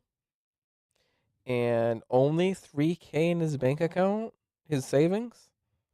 Wow. I get somebody working paycheck to paycheck not having shit for savings. But somebody making 6K a month only has 3K in savings? And he's made 10K times, I would assume multiple times before? Excuse me? Hello, I'm thinking about redacted next widget beetle. Kinger the Binger? I do not know what you mean. But hello there, new chatter. Welcome. Welcome. I am a Wes. I stream places. I have other YouTube channels. WeswesO. Hi there. Hi. That's my ad. Currently, we're going over a creator that became a lolcow / garbage internet person. But yeah, welcome. Continuing. In his private messages to Lily, and also in his interview with Tarman. Okay. And you still have $3,000 in your savings? I had $3,000 in my savings at the time because I had bills to pay. Like a majority of my money, I think I got in like a $6,000, $5,000 check at the time, and then it went into bills, and then I put $3,000 into savings. For someone in their early 20s living in Bakersfield, California, this amount isn't all that bad. But at the same time, it's not that good for Lemur, who had a family to cater to. With the bills he had to pay, $3,000 wasn't the fortune Lemur was pretending it was. Okay, I really don't like the fact that he's using that same video of Lemur doing that weird pose, yanking on his little necklace thing to show it off. I don't like the fact that I keep on seeing that crap. I hate it. He not only boasted about it to his 19-year-old girlfriend, but also convinced her that he was capable of taking care of her with it. Lemur told Lily, "I have money. Don't be thinking any MFer could take care of you like I take care of you." Quite literally anybody else at least making a livable income a month. It's not just you. Yeah, I got 3,000 in my savings. I make about 6K a month allegedly. No motherfucker can take better care of you than me. What about the other people that make even 3K a month? Yeah, something tells me there's more people than you. Higher quality people, too, you dumpy ass motherfucker. Can you believe the possessive arrogance in his statement? Lemur promised Lily so many things. He promised a car, an apartment, and even a chance to grow a YouTube channel together. In sausage, like he said, "Oh, I'll be your sausage. You can be my sniper wolf, and I'll help you." Oh, that's such a weird analogy. Because Sniper Wolf didn't play games. He had her boyfriend play him for him. And she actually legitimately steals so much content for her content. Like, yeah, yikes. We make content, and we can go live together. He was just like feeding it like to me. Like I was just like, okay. Like maybe 2 weeks into the relationship, he was like, "Oh, I'm trying to have you move out here. I'm trying to get engaged with you. This and that. We're gonna make content." 3 months into a relationship and you already want to get engaged. That is such a bad idea. Like for me, I'm looking at like 3 to 5 years before I think about it and do it. Not even within the first 6 months, let alone 3. What is wrong in that guy's head?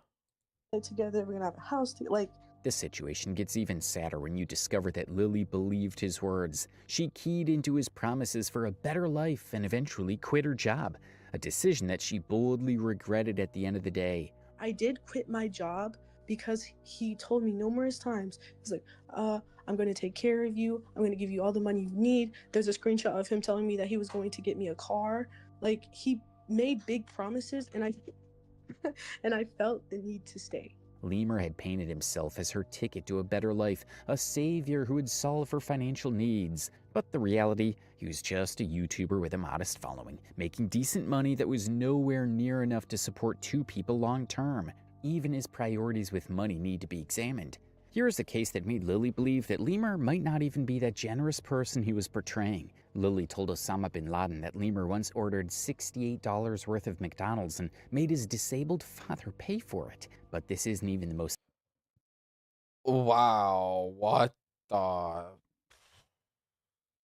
I'm just saying, if I'm ordering $68 worth of McDonald's, I would be going to get it. Because those fries are not amazing when they get cold. I'd be going to get it so I could have it as warm as possible. Because a lot of that food from McDonald's. Hey guys, I'm Wes here. I used to work at a McDonald's, so I've had most of the food on the menu. As it cools off, that food gets nasty. Once a lot of that food cools off, it like the meat turns into like a styrofoamy hockey puck. Basically, any of them that are not the quarter pounder or the chicken. But still, moving on. mind-blowing part. The punchline was when he got upset that his father's card declined. Lemur was broke, so he relied on his father to buy him McDonald's. Come to find out, his dad is broke too. This entire situation is absolutely jaw-breaking. Lemur was promising to financially support his girlfriend, yet he was putting a burden on his disabled... Wait, he's broke, but he has $3,000 in savings. Something tells me you could have just pulled some money out of savings. Is that such a crazy idea? Huh? Is it? Disabled father. This is a window to his true character. Lemur was no financial savior. He was just someone who was using sugar-coated words to win the heart of his girlfriend. Lemur's ego was sky high. It didn't just revolve around his ability to make money, it also reflected in his online presence, in the way he called his fans retarded and cringe. But that was as far as his ego went, because the layers right below that arrogance was hypocrisy. You see, Lemur criticized a lot of people, especially those who were just like him. He made a name for himself mocking lolcows, particularly targeting their physical appearances and lifestyle choices. Nova Online and Tafiachu are both overweight creators, and they've received special attention from him. He calls them meatballs. Well, folks, here we go. Today, we're going to be talking about everybody's favorite meatball, Nova. Realistically, just how bad Nova Online is. I almost don't care too much that, Lemur being a meatball per se is calling Nova a meatball. Because, well, Nova is a chome, and at least, as bad as it sounds, at least Lemur is just a sexual assaulter, an SAer. It's much better than being a chome, even however so slight. Just saying. Online. And the irony is, Lemur is also meatball-sized in real life. Lemur weighs between 250 to 300 pounds. According to Lily's revelations, he had started at 300 pounds and slimmed down to 250. However, 250 pounds is still significantly overweight by any medical standard. Yet this didn't stop him from body-shaming others. And that's not all the shameful thing about Lemur. His projection of insecurity extended beyond physical appearance. Lemur mocked lolcows for their failed relationships, poor decision-making, their inability to maintain friendships, all while demonstrating these exact behaviors in his own life. But there's an old saying about glass houses and stones. Lemur lived in the most fragile of glass houses, throwing boulders at anyone who caught his attention. When he mocked lolcows for their failed relationships, he was foreshadowing his own romantic Oh my gosh. Oh, it's lining up too good. Disaster. And when he criticized their physical appearances, he revealed his deepest insecurities. In retrospect, every element of Lemur's public persona was a red flag. Him boasting about his finances reflected an underlying insecurity. Likewise, the body shaming on lolcows who were just like him. His entire online presence was a house of cards. Impressive looking from a distance, but structurally unstable and ready to collapse at the slightest pressure. That pressure ultimately came in the form of his ex-girlfriend Lily. But before we get to the beginning or the end for the Leaping Lemur, it's important to understand how he got here. The origin story of a lolcow. Every internet personality has an origin story. That moment when they decide to pursue online fame. For Gilberto Cardona III, that moment came on February 12, 2016, when he created his YouTube channel, The Leaping Lemur. At the time, Lemur was around 12 years old, a kid with internet access and apparently enough. Damn. Fuck, I feel old.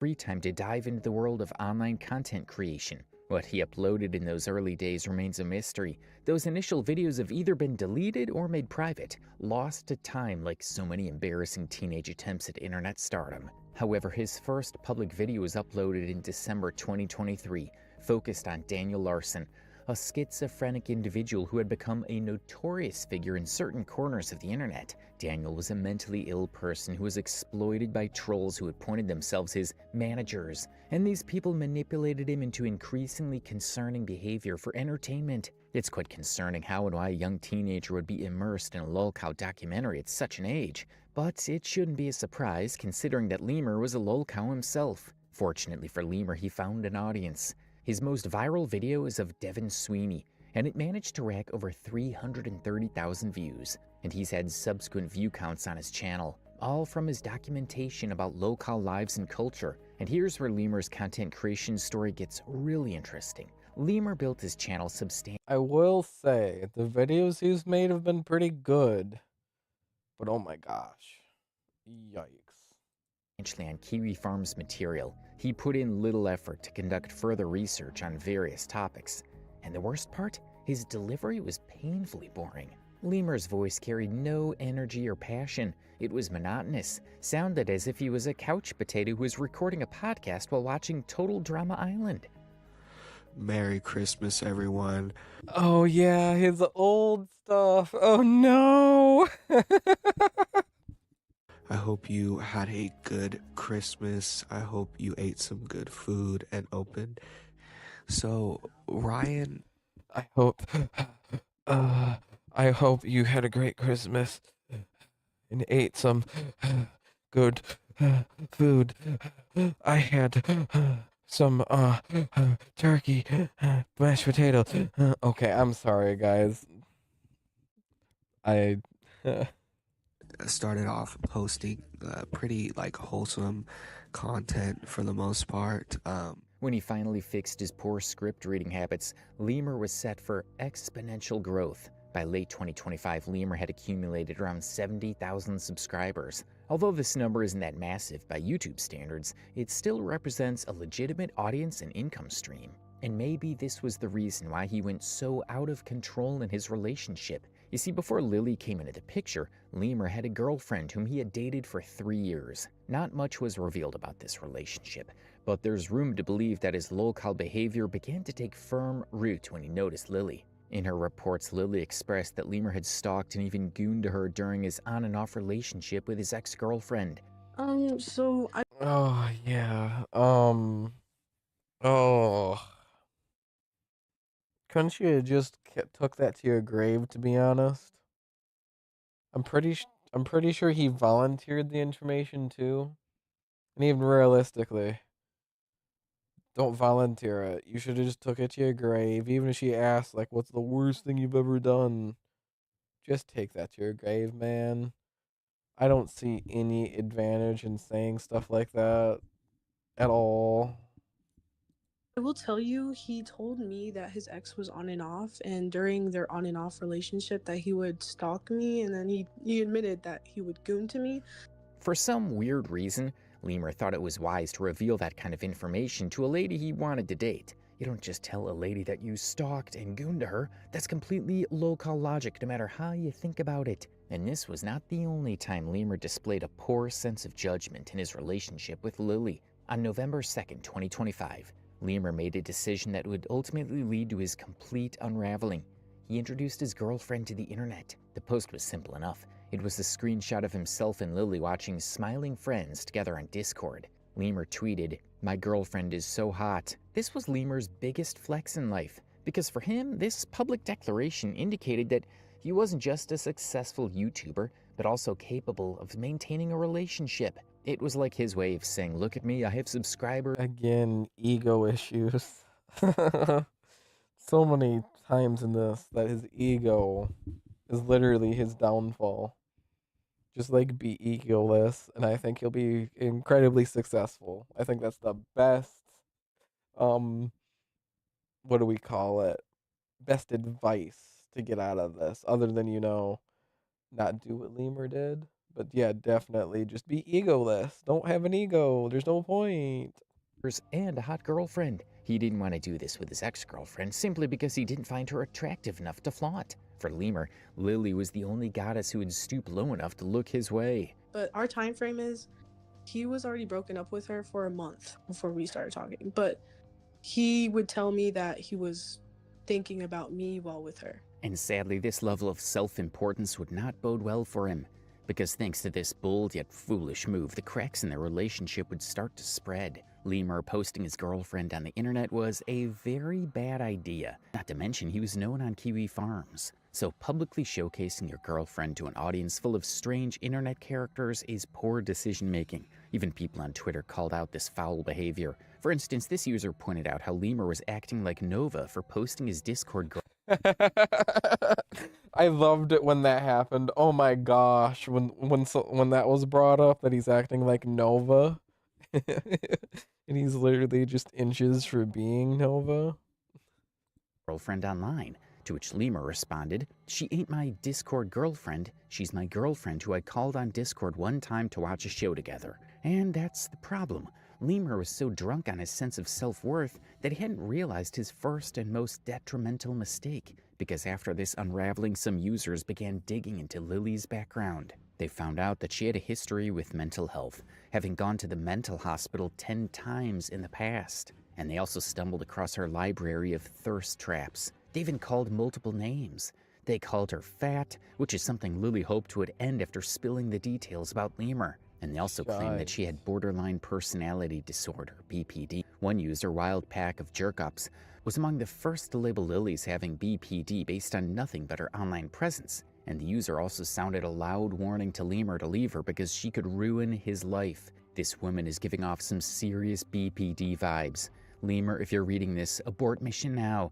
This woman will ruin your life. I seriously hope you never showed her face. This was how Lily's name got cemented on Kiwi Farms, with an unfounded reputation of borderline personality disorder. Lemur even tried to use it in his defense. In his apology video, he mentioned how he was warned about Lily having BPD and he should have stayed away. Stay with the girl. I should have listened to the people on Kiwi Farms. When they said this girl was crazy, when they said this girl was BPD, I didn't want to believe it because I was in love with her. I thought I knew her more. It's interesting to note that the BPD accusation was just a trolling act. There is no medical record to prove that Lily has borderline personality disorder. Even Wild Pack of Jerkups, the guy who had made the initial statement, apologized to Lily for it. However, that wasn't the end of Lily's suffering after Lemur had introduced her to the public. You see, Lily was doxxed. And not just her, but her entire family. Private information about her home address was discovered, and strangers began to deliver unwanted parcels to her house. Lily told Osama bin Laden that she had received some Mormon and Scientology newsletters from nowhere.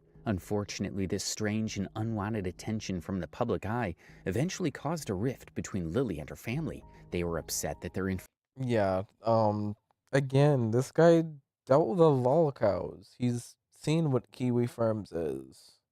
He's obviously been on that site enough. Wow, he got her doxxed and her entire family. Oof. Oh my gosh, my brain's melting on that one.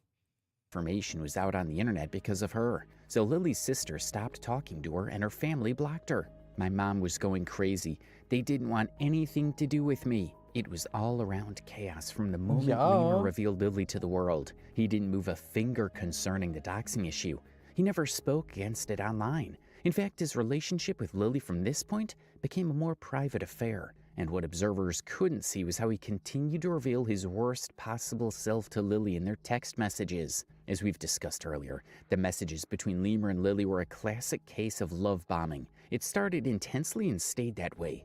Lemur demanded constant contact, wanting Lily on the phone with him virtually all the time.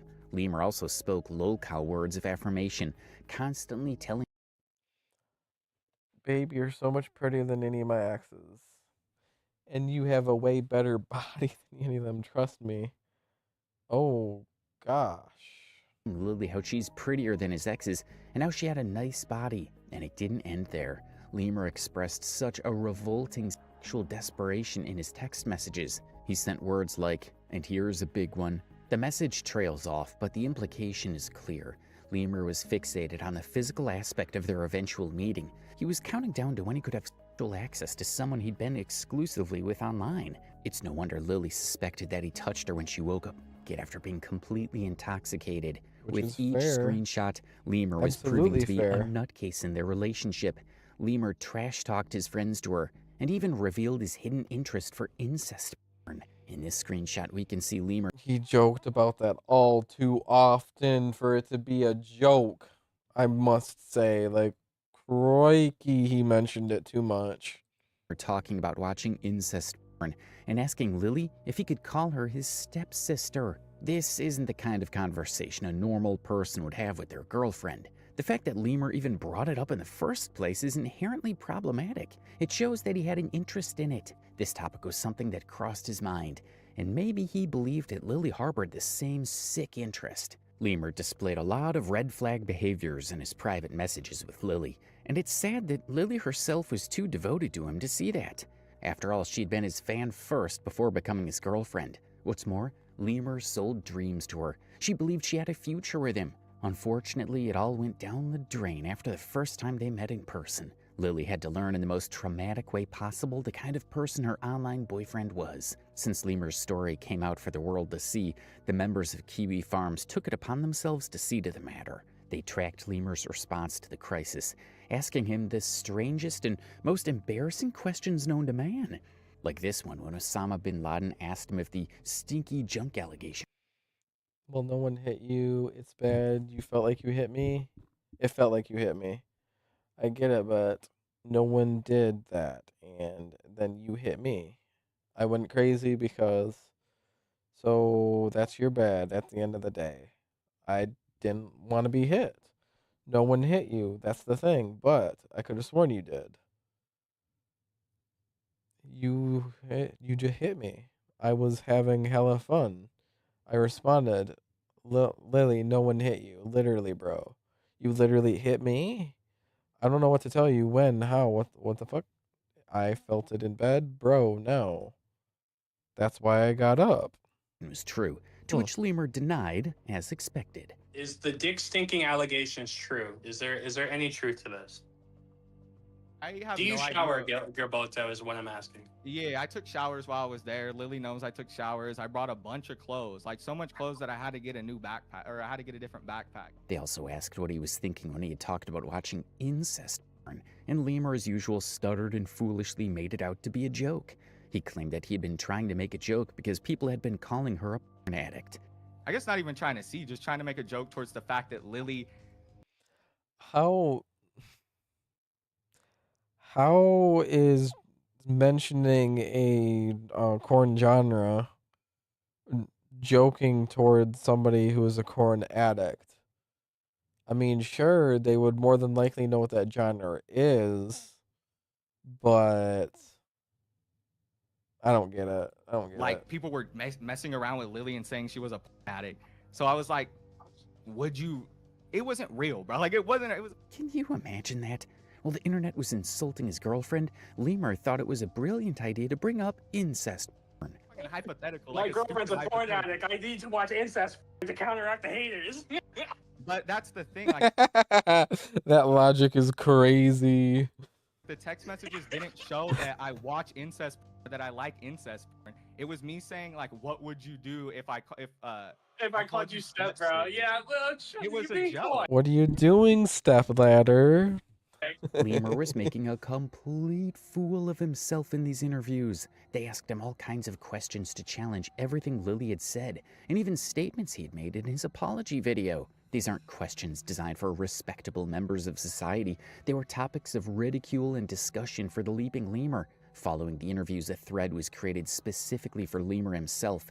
The ultimate irony of Gilbert Cardona III's downfall can be summarized in this single URL. And like that, the hunter became the prey. The forum mocked him, and former friends and collaborators took turns turning his story into viral content. Major Chilla posted a documentary about Lemur, tagging it the Leaping Lemur Lolcow YouTuber turned degenerate abuser. And many other channels hopped on the story, eager to unravel the latest lolcow in town. The collaborative response from these creators... Dude, even channels that don't necessarily cover lolcows covered him.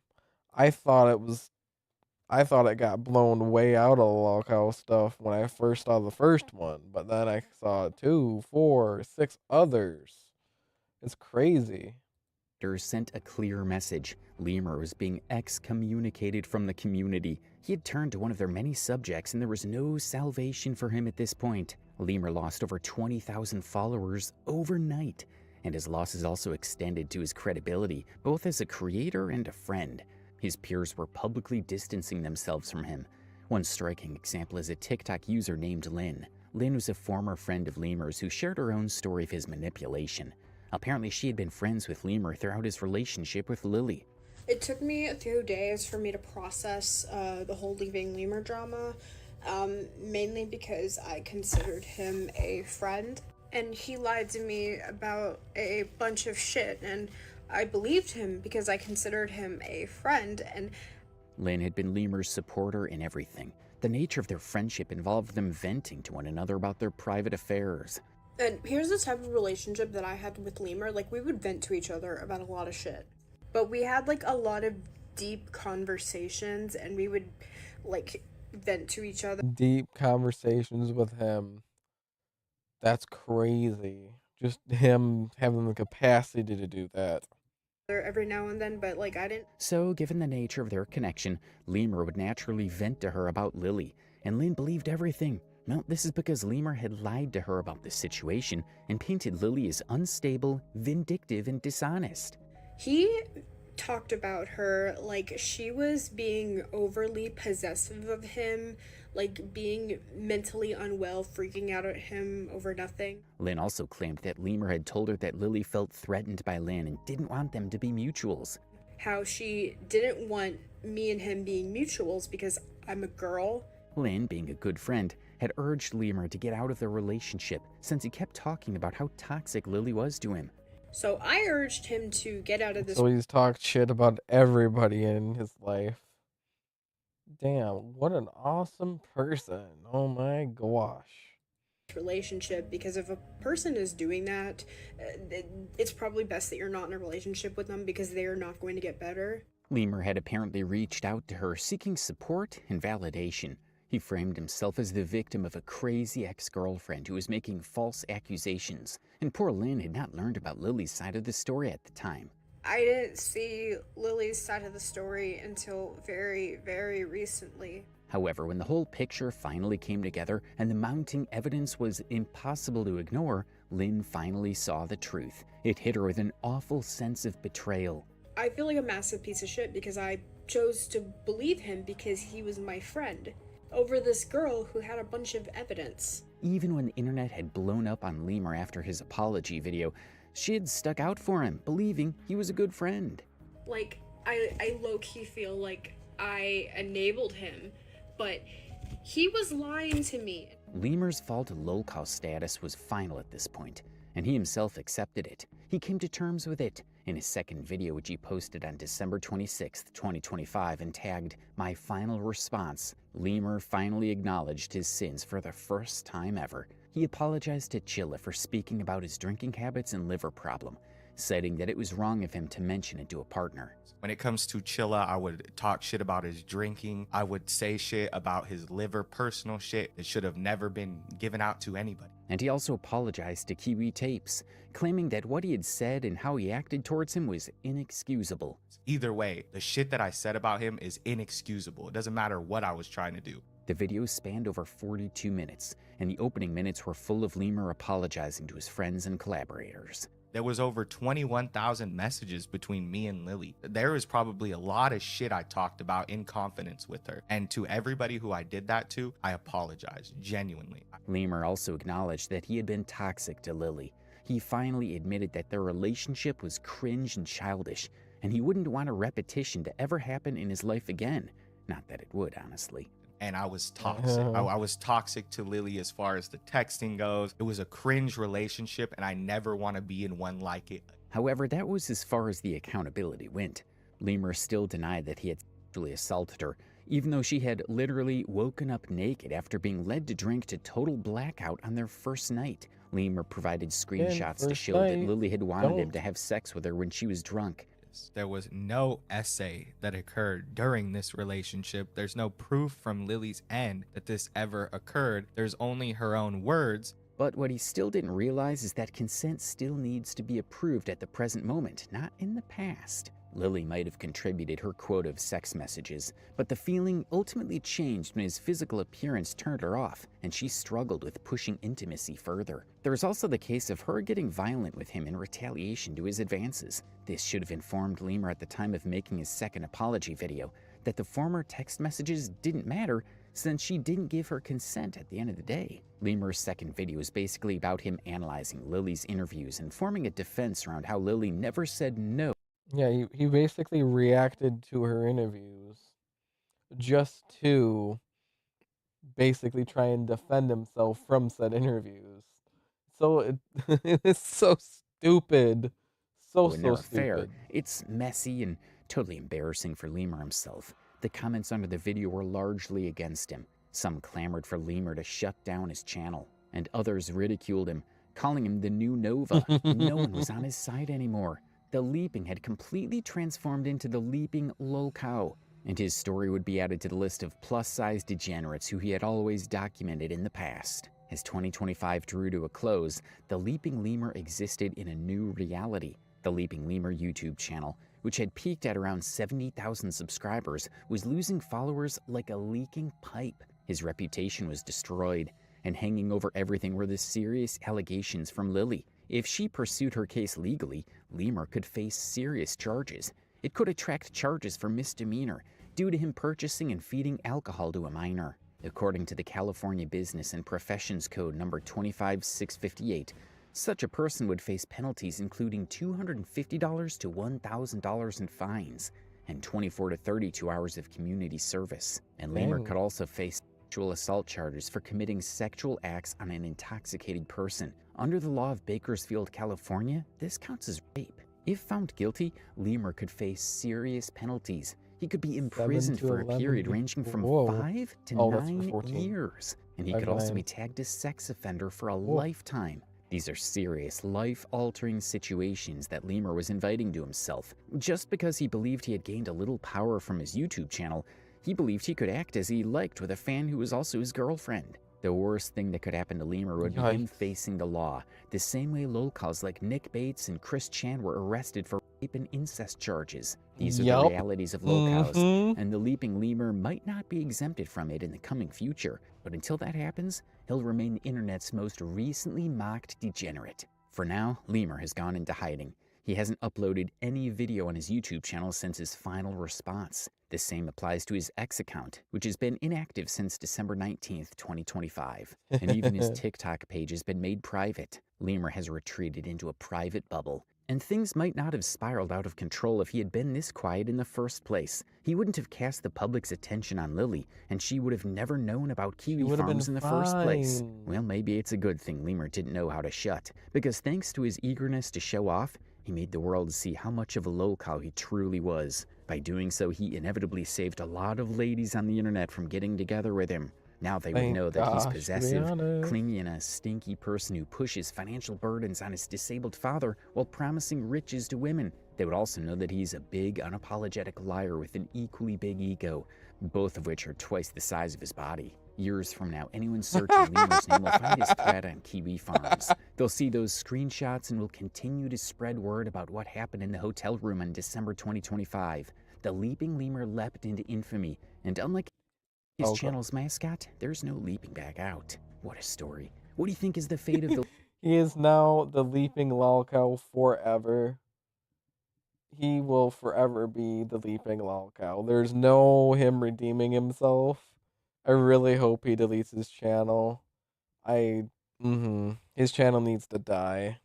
The Leaping Gooner, the Leaping Creamer. Very, very variable, terrible person. So that it is 12:46 a.m. for me. I need to think about going to sleep. I have work in the morning. I will see you guys tomorrow. I'm playing some Warframe with a couple of my friends. And yeah, Warframe. Hey, I have a YouTube channel, a few of them, WeswesO, WeswesO VT, WeswesO Live, and the opposite, I have a Twitch, WeswesO guys. Please like, follow, drop comments.